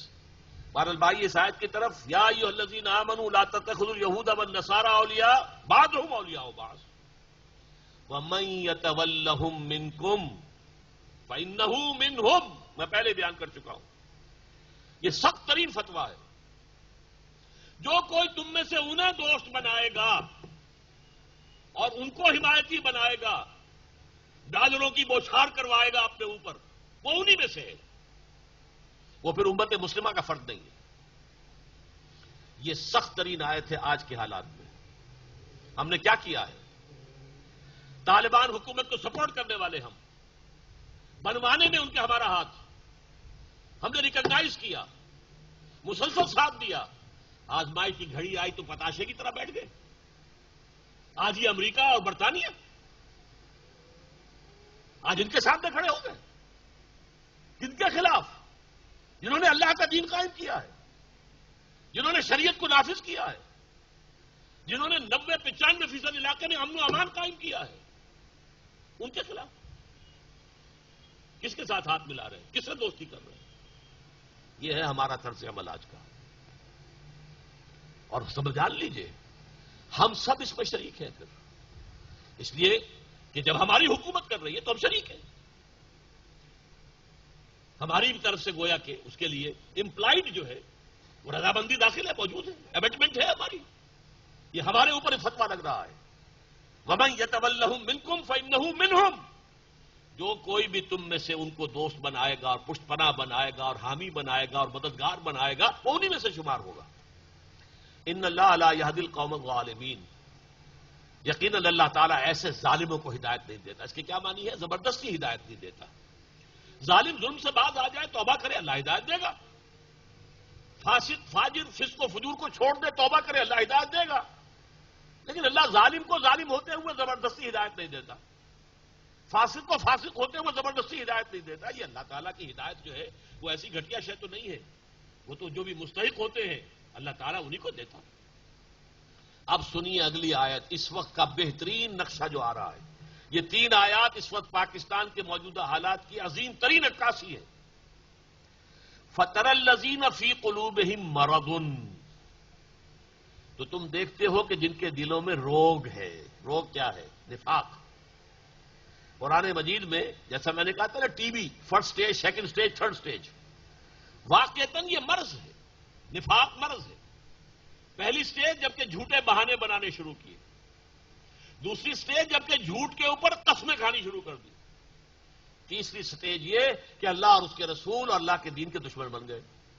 ان کی وجہ سے ہمیں مصیبتیں پڑ رہی ہیں، ان کے دشمن بن گئے. یہ دیکھیے فَتَرَى الَّذِينَ فِي قُلُوبِهِم مَّرَضٌ. یہ مرض کا لفظ سورہ بقرہ کے دوسرے رکوع میں موجود ہے. فِي قُلُوبِهِم مَّرَضٌ فَزَادَهُمُ اللَّهُ مَرَضًا. ان کے دلوں میں روگ تھا، اللہ نے ان کے روگ کو بڑھا دیا. فَتَرَى الَّذِينَ فِي قُلُوبِهِم مَّرَضٌ يُسَارِعُونَ فِيهِمْ. تو تم دیکھتے ہو یا دیکھو گے ان لوگوں کو جن کے دلوں میں یہ روگ ہے، بیماری ہے، منافقت ہے، وہ انہی میں گھسنے کی کوشش کرتے ہیں. یسارعون فیہم. بھاگ دوڑ کر انہی کی پناہ گاہ میں جاتے ہیں، دوڑتے ہیں انہی کے پاس. کرگل کا معاملہ ہوا تو دوڑ کے بھاگ گئے. آپ کے وہ وزیر اعظم جو پہلے تھے وہ بھاگے ہیں جا کر کس کے پاس؟ کلنٹن کے پاس. مذاق اڑوایا. میرے ساتھ فوٹو سیشن چاہتا تھا نواز شریف. کیسے کیسے فکرے اس نے چست کیے. چھٹے کے دن خاص طور پر گیا ہے. یہ ہے ہمارا وقار، یہ ہے ہماری عزت. اور اب جو اس نے کیا ہے، اب تک پالیسی اور تھی، ایک دم گرگٹ کی طرح رنگ بدل لیا. حالانکہ ابھی تک طالبان کی حکومت کا جو سفارت خانہ ہے موجود ہے ہمارے، واحد ملک ہے دنیا کا جس کے جہاں پر سفارت خانہ رہ گیا. اب سعودی عرب اور امارات کا کیا شکایت ہے؟ تو ان کی جیب میں ہے، امریکہ کی جیب میں. ان کی حکومت امریکہ کی وجہ سے قائم ہے، ورنہ کبھی کی ختم ہو گئی ہوتی. ان کا سر، ان کی جوتی انہوں نے مار مار کے جو ہے سارا ان کو، یعنی ان کا دولت بھی اپنے پاس گھسیٹ لی ہے. جنگ کے سارے اخراجات جو ہے خرید کی جنگ کے انہی سے وصول کیے اور اپنی اکانومی کو بہتر کیا. لیکن یہ کہ گھستے انہی کے اندر، جاتے پھر ادھر ہی. فَتَرَى الَّذِينَ فِي قُلُوبِهِم مَّرَضٌ يُسَارِعُونَ فِيهِمْ يَقُولُونَ نَخْشَىٰ أَن نُّصِيبَنَا دَائِرَةٌ. کہتے کیا ہیں؟ ہمیں اندیشہ ہے کہ کوئی بہت بڑی مصیبت ہم پر آ جائے. بتائیے 100% یہ اس وقت کی پوزیشن نہیں ہے. یہ وہ الفاظ تھے جو میں کہہ کے آیا تھا مشرف صاحب سے، رو در رو. کیونکہ انہوں نے جب بلانے شروع کیے تھے کچھ گروپس کی شکل میں تو میں حیران ہوا مجھے کیسے یاد فرما لیا. اور وہ بھی علماء اور مشائخ کی محفل میں. میں نہ علماء میں سے، نہ مشائخ میں سے، نہ 3 میں، نہ 13 میں. اس سے پہلے آگرہ جاتے ہوئے انہوں نے علماء اور مشائخ کو یاد فرمایا تھا تو مجھے یاد نہیں کیا تھا. اس مرتبہ اللہ نے بات کہلوانی تھی، ڈنکے کی چوٹ کہہ کر آیا. اگر آپ نے ساتھ دیا ٹھیک ہے، جو آپ میزانیہ نفع و نقصان رکھ رہے ہیں ہمارے سامنے، ساتھ دینے میں یہ فائدے ہیں اور ساتھ دے دیں گے یہ اندیشے، یہ نقصانات ہیں. میں نے کہا کہ پرویز صاحب، اگر تو معاملہ صرف مادیات کا ہو اور صرف فوری نتائج پیش نظر ہو تو آپ کا یہ فورن اگینسٹ کا جو ٹیبل ہے، یہ میزانیہ نفع و نقصان 100% درست ہے. لیکن اگر مادیات سے اوپر اخلاقیات کا بھی کوئی دائرہ ہے، عدل و انصاف کے بھی کوئی تقاضے ہیں، غیرت و حریت کے بھی کوئی تقاضے ہیں، غیرت اور حمیت کے، اور اس سے بھی اوپر اللہ کے دین کے بھی کوئی تقاضے ہیں، تو آپ کی یہ بات 100% غلط ہے۔ اور میں آپ سے صاف کہتا ہوں، اگر آپ نے ساتھ دیا تو آپ عدل اور انصاف کے مسلمہ اصولوں سے غداری کریں گے، یہ لفظ میں نے استعمال کیا، بہت زور دے کر کہیں، اور آپ غیرت اور حمیت کا جنازہ نکال دیں گے۔ اور یہ بھی میں آپ کو بتا دوں کہ یہ فوری طور پر تو شاید امریکہ کی چھتری کے نیچے آ کر کچھ آپ کو سہولتیں حاصل ہو جائیں، لیکن اگلا ٹارگٹ آپ ہیں، لازمن ہے۔ یہ جو کچھ ہو رہا ہے یہ کوئی معمولی بات نہیں ہے، یہ کل مجھے تقریر کرنی ہے مفصل۔ اصل میں کون کروا رہا ہے، یہ کردار کون ہے، کون سیاہی گھول رہا ہے وقت کے بہتے دریا میں، یہ کل بیان کرنا ہے مجھے۔ لیکن یہ ہے کہ ان کا ٹارگٹ آپ کا ایٹمک پروگرام اور آپ کا جہاد، یہ جو کشمیر میں آپ جہاد لیے پھرتے ہیں، یہ آپ کا سیکنڈ ٹارگٹ ہے۔ اور اگر ڈی اسٹیبلائز ہو گیا پاکستان تو شاید پاکستان کا خاتمہ ہی ہو جائے، یہ صورت ہے۔ اور تیسری بات میں نے یہ بھی کہی تھی آخری، کہ مجھے اندیشہ ہے پاکستان میں خانہ جنگی شروع ہو جائے گی، اس لیے کہ عوام میں غیرت ہے، دینی جماعتوں کے اندر غیرت اور حمیت ہے۔ چاہیے کہ افسوس ہے وہ جماعتیں ایک پلیٹ فارم پر آ گئی تھی، دفاع افغانستان کونسل بنی تھی 10 جنوری کو اس سال کے، جب سینکشنز لگے تھے، اس میں سب جماعتیں تھیں، جے یو آئی دونوں تھیں اور جماعت اسلامی بھی تھی، ہم بھی، ہماری جماعت چھوٹی، ہم بھی شامل تھے، اور بھی جماعتیں تھیں، اہل حدیث بھی تھے۔ لیکن یہ کہ اس کے بعد اب ایسا ہوا کہ چند جلسے تو اس دفاع کونسل کے تحت ہوئے ہیں، لاہور میں ہوا ہے، اس میں بھی میں شریک ہوا، پشاور میں ہوا، وہاں پہ حالانکہ میرے اوپر پابندی لگا گئی تھی داخلے کی، لیکن چونکہ مجھے علم نہیں تھا میں تو چلا گیا تھا ایک رات پہلے، اور اخبار میں نے پڑھا پابندی ہے، تو میں نے کہا پابندی داخلے کی تھی وہ تو ہو گئی، وہ تو میرے اطلاع میں آئی نہیں، تو تقریر پر تو پابندی لکھی ہوئی نہیں ہے، تو میں خفیہ راستوں سے مسجد میں پہنچ گیا، تقریر کی میں نے، باہر ناکہ بندی کر رکھی تھی، حیران ہو کر آیا کہ یہ کہاں سے پہنچ گیا، بہرحال وہاں بھی تقریر کی ہے۔ لیکن اس کے بعد ایک جلسہ ہونا تھا کراچی کل، اسی متحدہ یہ جو ہے افغان کونسل، افسوس ہے کہ وہ نہیں ہوا، اس کے بجائے مولانا فضل الرحمان صاحب نے کوئٹے میں کیا، بہت بڑا کیا، اس میں کوئی شک نہیں، جماعت اسلامی نے آج ملتان میں کیا ہے، بہت بڑا کیا ہے، اچھا ہے، اور فضل الرحمان صاحب نے آج کیا ہے، پھر وہاں پنڈی میں کل کیا تھا غالباً، اور آج پشاور میں کیا ہے، جماعت اسلامی جلسہ کر رہی ہے، شاید 12 تاریخ کو جو جمعہ آ رہا، چلیں علیحدہ ہی صحیح، لیکن دینی جماعتیں اس کام میں از خود جمع ہو رہی ہیں۔ اللہ کرے کہ یہ جماعتیں جمع ہو کر پہلے اس ملک میں اسلام نافذ کروائیں، جب تک یہ منزل درست نہیں ہوگی، جب تک یہ انقلاب یہاں نہیں آتا، تو ظاہر بات ہے مشرف ہٹ بھی گیا، قاضی حسین احمد صاحب نے کہا ہے مشرف صاحب آپ کی حکومت ختم کر دیں گے، تو کوئی اور آ جائے گا، اس سے کیا فائدہ ہو؟ نظام لاؤ، نظام بدلو، متحد ہو جاؤ، جمع ہو جاؤ، اور یہ پاور پالیٹکس کو چھوڑو، نکلو میدان میں آؤ اللہ کے دین کے لیے کہ نافذ کرو یہاں پہ اسلام۔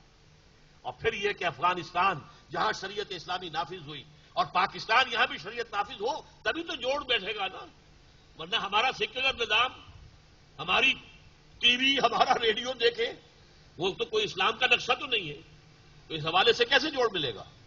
حالانکہ میں نے تو بہت پہلے کہا تھا کہ پاکستان اور افغانستان کا جو ہے کانفیڈریشن قائم ہونا چاہیے، لیکن اس کا من درچے خیال ہے، مفرق درچے خیال، میں کیا سوچ رہا تھا ہو کیا گیا ہے، تو میں نے کہا تھا، لکھا تھا ایک مضمون میں، friend is in need is a friend in deed, ارے مشکل وقت میں آگے پیچھے ہٹ گئے، غیرت کے خلاف، یہ حمیت کے خلاف، یہ غیرت نام تھا جس کا گئی تیمور کے گھر سے، دیکھیے وہی الفاظ ہیں، یسارعون فیہم، گھسے جا رہے ہیں انہی کے اندر، یقولون نخشی ان تصیبنا دائرہ، ہمیں ڈر ہے بہت بڑی مصیبت آ جائے گی، ہمارا ایٹمک جو صلاحیت ہے وہ ختم کر دی جائے گی، ہمارا جہاد کشمیر ختم کر دیا جائے گا، ڈسٹیبلائز ہو جائیں گے، ہمیں مفلوق الحال بنا دیا جائے گا، ہمارا بائیکاٹ ہو جائے گا، ہمارے اوپر اور سینکشن لگ جائیں گے۔ میں نے کہا تھا یہ ٹھیک ہے، آپ جو کہہ رہے ہیں غلط نہیں کہہ رہے، آپ جو کہہ رہے ہیں ٹھیک کہہ رہے ہیں، اور ان کے ساتھ دینے میں ٹھیک ہے، حلوہ ہے، آ رہے ہیں اتنے کروڑ ڈالر ادھر سے آ رہے ہیں، اتنے کروڑ ادھر سے آ رہے ہیں، اتنے کروڑ شیڈیول ہو گئے، اتنا یہ ہو گیا، فلاں سینکشن اٹھ گئی، فور اور اٹھ رہی ہیں، یہ سب کچھ ہوگا، کفر کا ساتھ دیں گے تو یہ ہوگا، دودھ ملائی آپ لے لیجئے، لیکن کب تک؟ بکرے کی ماں کب تک خیر منائے گی؟ یہ جو عالمی اتحاد قائم ہو رہا ہے یہ صرف افغانستان کے لیے نہیں ہے، یہ اسلام کے خلاف ہے۔ وہ جو کہہ رہے ہیں 10 سالہ جنگ چلے گی، افغانستان بیچارہ کیا ہے؟ چڑیا، باز کی اور چڑیا کی جنگ ہو رہی ہے۔ یہ تو اللہ تعالیٰ چاہے دو اور کر دے۔ وہ چڑیوں کے ذریعے سے ہاتھیوں والوں کو جو ہے شکست دے دی تھی اس نے۔ الم تر کیف فعل ربک باصحاب الفیل، کوئی عجب نہیں اللہ تعالیٰ دوبارہ دوہرا دے، وہی صورت دوبارہ پیدا کر دے اللہ۔ لیکن یہ کہ عام حالات میں دیکھیے تو افغانستان کی حیثیت کیا ہے، کیسے کیسے اسلحہ، کیسے کیسے بمبار، خوفناک قسم کے ہوائی جہاز، اور کتنے بڑے بڑے جو ہیں ان کے یہ جو ایئر کرافٹ کیریئرز جو ہیں وہ آ رہے ہیں، جہاز سمندری۔ اللہ اکبر، کس کے لیے؟ افغانستان۔ وہاں کیا برباد کرو گے؟ وہ تو پہلے ہی برباد ہو چکا ہے۔ انسانوں کو مار دو گے، اللہ اللہ خیر صلی، اور کیا رہ گیا؟ وہاں ہے کیا بات؟ ٹھیک ہے تم نے اگر بمباری کی تھی، اگر عراق پر 10 سال پہلے بمباری کی تھی تو اس کے بعد تو بہت کچھ تھا، تم نے تہس نہس کیا، یہاں ہے کیا؟ لیکن اصل مسئلہ میرا اور آپ کا ہے، ہم اس ملک کے شہری ہیں، ہم ذمہ دار ہیں۔ اللہ یہ کہ وہ کلی پوری قوت کے ساتھ آپ کہیں ہم ساتھ نہیں ہیں، یہ یکجہتیاں جو انہوں نے منوائی ہیں یہاں پر، ہم اس کے خلاف ہیں۔ ہماری یکجہتی طالبان کے ساتھ، اسلام کے ساتھ ہونی چاہیے، عدل اور انصاف کے ساتھ ہونی چاہیے۔ انہوں نے کہہ دیا تھا طالبان نے پہلے ہی، ثبوت پیش کرو ہم حوالے کر دیں گے، اور آج تک کوئی ثبوت نہیں۔ یہ کہا اب بھی برطانیہ نے کہا ہے کہ ثبوت نہیں ہے، یہ ایسا ثبوت نہیں ہے۔ امریکہ خود کہہ رہا ہے کہ جس کی بنیاد پر عدالتی کارروائی کی جا سکے، ایسا ثبوت نہیں ہے۔ تو ایسے ثبوت کے بغیر کیسے کسی کو مجرم ٹھہرا دیا جائے؟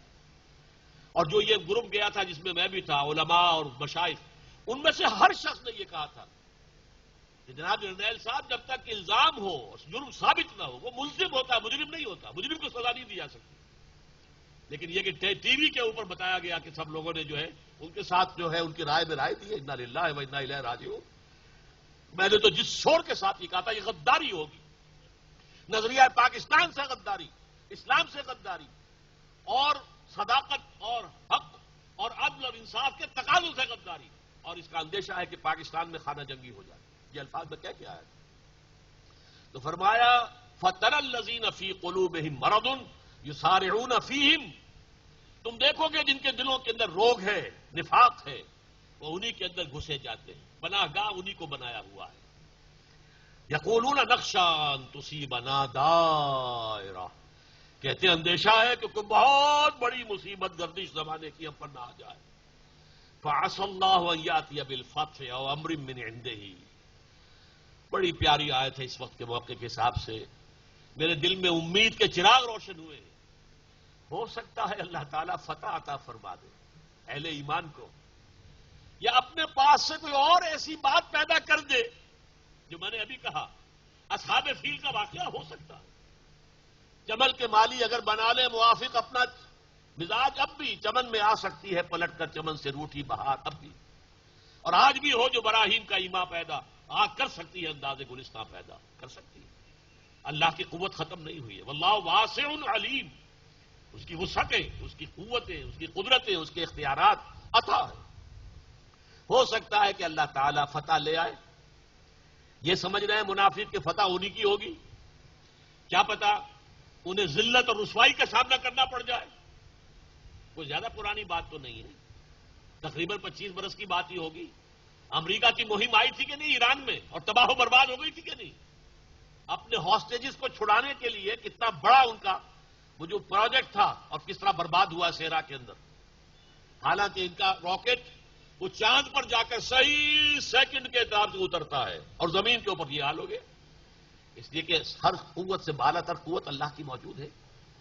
تو عسى الله ان ياتي بالفتح، ہو سکتا ہے، قریب ہے کہ اللہ تعالیٰ اہل ایمان کو فتح عطا کر دے، او امر من عنده، اور پھر یا اپنی طرف سے کوئی خاص بات ایسی ظاہر کر دے، فَيُصْبِحُوا عَلَى مَا أَصَرُّوا فِي أَنفُسِهِمْ نَادِمِينَ، کہ پھر جو یہ نفاق اپنے دیوں کے اندر چھپائے ہوئے ہیں اس پر نادم ہونا پڑے۔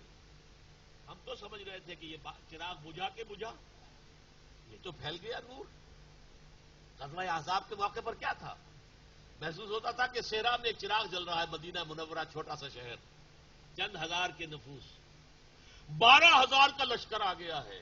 اِذْ من فوقکم ومن اسفل منکم وَإِذْ زَاغَتِ الْأَبْصَارُ، وہ بلغت القلوب الحناجر وتظنون باللہ الظنون، 12,000 کا لشکر.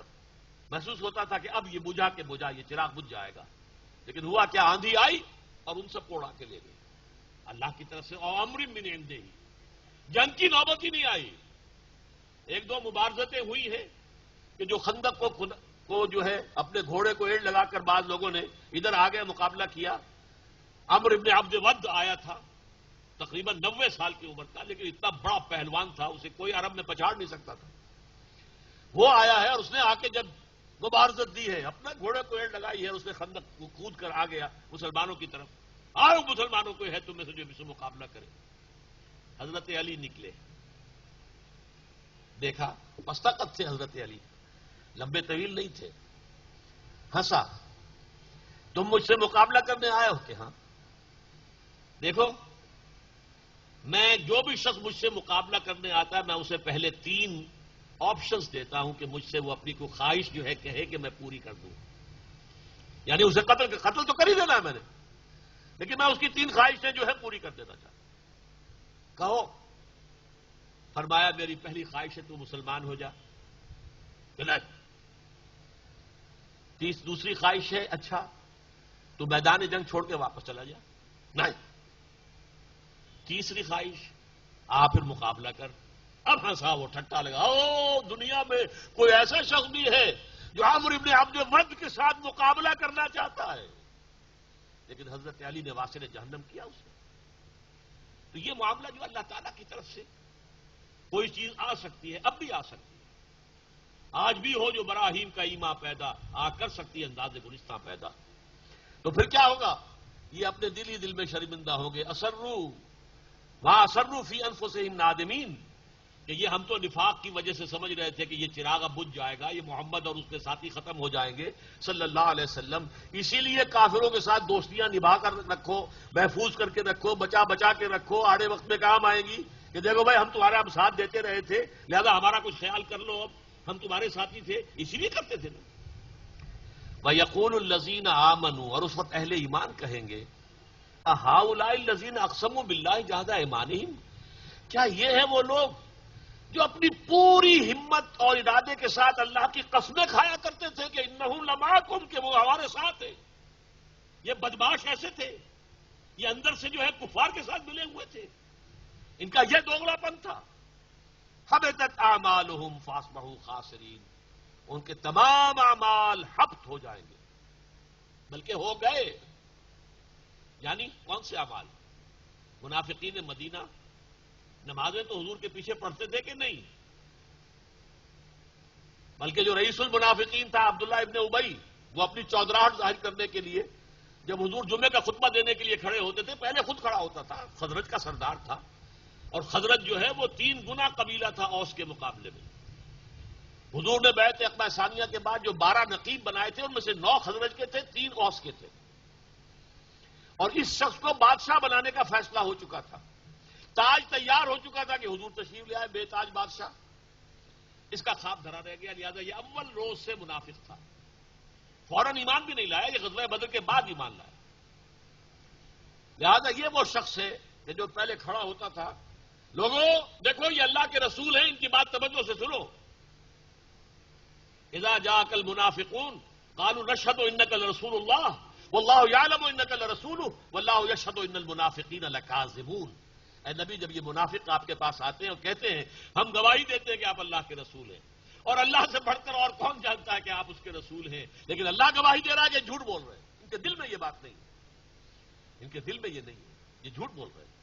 تو وہ لوگ تھے کہ یہ لوگ ہم انہیں کیا سمجھتے تھے؟ ظاہر بات ہے کہ مسلمان وہ تو حسن ظن سے کام لیتا ہے.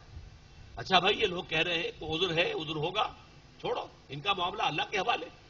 وہ تو حسن ظن سے کام لیتے تھے، تو اس وقت حیران ہوں گے اور کہیں گے جب وہ پردہ چاک ہوگا ان کے نفاق کا، وَيَقُولُ الَّذِينَ آمَنُوا أَهَٰؤُلَاءِ الَّذِينَ أَقْسَمُوا بِاللَّهِ جَهْدَ أَيْمَانِهِمْ إِنَّهُمْ لَمَعَكُمْ. یہ وہ لوگ ہیں، یہ ان کے کردار، یہ ان کے کرتوت.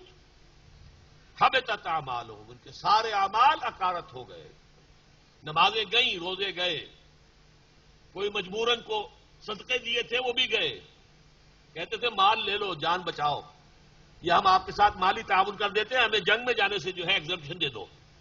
یہ سارا مجبوری کا، لیکن یہ کہ وہ سارے ان کے اعمال اکارت ہو گئے، فاصبحوا خاسرین، اور وہ ہو گئے خسارہ پانے والوں میں۔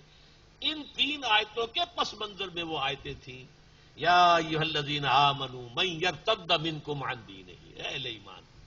اب انہیں گویا کہ جھنجھوڑا جا رہا ہے کہ منافق ہو لیکن ہو تو مسلمان ہونے کا دعویٰ تو کر رہے ہو، خدا کے لیے سوچو، اپنے غریبانوں میں جھانکو، کیا کون سا راستہ تم نے اختیار کیا ہے؟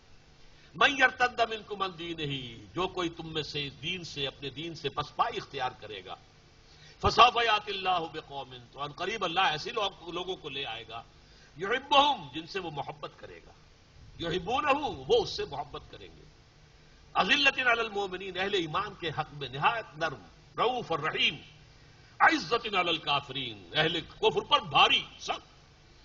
فولاد ہے مومن، یجاہدون فی سبیل اللہ، اللہ کی راہ میں جہاد کریں گے، ولا یخافون لومۃ لائم، اور کسی ملامت کرنے والے کی ملامت کی پرواہ نہیں کریں گے۔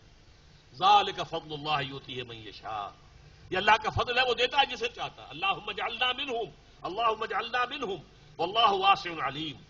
انما ولیکم اللہ ورسولہ والذین آمنوا الذین یقیمون الصلاۃ ویؤتون الزکاۃ وہم راکعون، ومن یتول اللہ ورسولہ والذین آمنوا فإن حزب اللہ هم الغالبون۔ اللہم ربنا اجعلنا منہم، آمین یا رب العالمین۔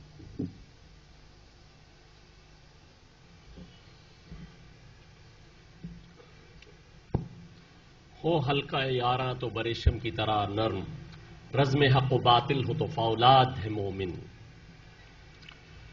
محترم ڈاکٹر اسرار احمد صاحب، اللہ کے محبوب بندے سورہ مائدہ کی آیات 54 تا 56 کی روشنی میں ہمیں ان کی خصوصیات سے آگاہ کر رہے تھے، اور اس سے پہلی 3 آیات کے حوالے سے انہوں نے حالات حاضرہ پر بھی کسی درجے میں روشنی ڈالی۔ اگرچہ اس سلسلے کا ان کا مفصل پروگرام کل انشاءاللہ منعقد ہوگا قرآن اکیڈمی میں صبح 10 بجے۔ قرآن اکیڈمی خیابان راحت ڈیفنس فیز 6 میں انشاءاللہ ڈاکٹر صاحب کا پروگرام کل صبح 10 بجے منعقد ہوگا، جس میں ان کے خطاب کا موضوع ہے انسانیت کے اصل دشمن کون۔ انشاءاللہ یہ تفصیلی بیان ہوگا، اور اس کے بعد سوال جواب، جو بھی سامعین وہاں شریک ہوں گے ان کے سوالات کے جوابات بھی دیے جائیں گے۔ تو اس کے لیے خواتین کے لیے بھی باپردہ شرکت کا انتظام ہے، تمام حضرات اور خواتین سے شرکت کی گزارش ہے۔ ڈاکٹر صاحب کے دروس، خطابات اور کے آڈیو ویڈیو کیسٹس اور کتابوں پر مشتمل ہمارا مکتبہ باہر موجود ہے، واپس جاتے ہوئے ان سے ضرور استفادہ کیجیے گا۔ اور آج کے پروگرام کا کیسٹ بھی کل انشاءاللہ آپ کو قرآن اکیڈمی میں مل سکے گا۔ اور آغاز میں جیسے آپ کو بتایا گیا تھا کہ انشاءاللہ رمضان المبارک کے دوران یہاں پر دورہ ترجمہ قرآن کی محفل منعقد ہوا کرے گی، جہاں ہر 4 رکعت میں جتنا قرآن مجید پڑھا جائے گا اس کا پہلے آپ کو مختصر ترجمہ اور تشریح بیان کی جائے گی، اس کے بعد تراویح میں باجماعت بیٹھیے، دعا مانگ کر جائیے۔ آپ تشریف رکھیے، دعا بھی ہوگی اس کے بعد۔ جی بس اسی پر میں ڈاکٹر صاحب سے گزارش کروں کہ وہ دعا کر لیں۔ الحمدللہ الذی ہدانا لہذا وما کنا لنہتدی لولا ان ہدانا اللہ۔ اگر آج جو کچھ بیان ہوا ہے اس سے آپ پر کوئی ہدایت کے راستے روشن ہوئے ہوں، کوئی ایسی حقیقتیں کہ جو پہلے اچھی طرح واضح نہیں تھی آج واضح ہو گئی ہوں، اس پر اللہ کا شکر ادا کیجیے، میرے لیے دعا کیجیے اور اللہ تعالیٰ سے دعا کیجیے کہ الحمدللہ الذی ہدانا لہذا، کل تعریف اس اللہ کے لیے ہے جس نے ہمیں یہ ہدایت عطا فرمائی۔ وما کنا لنہتدی لولا ان ہدانا اللہ، اور ہم ہرگز ہدایت یافتہ نہ ہو سکتے اگر اللہ ہی ہمیں ہدایت نہ دیتا۔ لیکن اس کے ساتھ ہی دوسری دعا، ربنا لا تزغ قلوبنا بعد اذ ہدیتنا، پروردگار جب تو نے ہمیں ہدایت دی ہے اب ہمارے دلوں کو ٹیڑھا نہ ہونے دے، اس ہدایت پر استقامت عطا فرما۔ اے اللہ، تیری نبی نے ہمیں بتایا ہے کہ تمام انسانوں کے دل تیری 2 انگلیوں کے مابین ہیں، تو جدھر چاہتا ہے پھیر دیتا ہے۔ ہمارے دلوں کو ایمان کی طرف، تقوی کی طرف، احسان کی طرف، جہاد فی سبیل اللہ کی طرف پھیر دے۔ اے اللہ، ہمارے دلوں میں سے نفاق کے بیج نکال دے۔ اے اللہ، ضعف ایمان کی لعنت سے ہمیں نکال لے۔ اللہم ربنا زدنا ایمانا وہدی وعلما نافعا وعملا صالحا متقبلا۔ اے اللہ، ہمارے ایمان میں اضافہ فرما۔ اے اللہ، ہماری ہدایت میں اضافہ فرما۔ اے اللہ، ہمارے ایسے اعمال میں اضافہ فرما کہ جو صالح ہوں اور جو تیرے ہاں شرف قبول حاصل کر لیں۔ اللہم انصر الاسلام والمسلمین، اے اللہ مسلمانوں کی مدد فرما. اللہم انصر مسلمی افغانستان، اے اللہ افغانستان کے مسلمانوں کی مدد فرما. علی عدوک وعدوہم، ان کے اور تیرے دشمنوں کے خلاف ان کی مدد فرما. اللہم لعن الکفرۃ والمشرکین، اے اللہ کافروں کو اور مشرکوں پر لعنت فرما دے. اے اللہ اللہم خالف بین کلمتہم ومزق جمعہم، ان کی جمعیت کو شیرانہ بکھیر دے، ان کو تتر بتر کر دے. وزلزل اقدامہم، ان کے قدموں میں لرزش اور کپکپاہٹ پیدا کر دے. وانزل بہم باسک الذی لا تردہ عن القوم المجرمین، اور اللہ ان پر اپنا وہ عذاب نازل فرما جو تو اپنے مجرم لوگوں کے اوپر لازماً نازل کرتا ہے.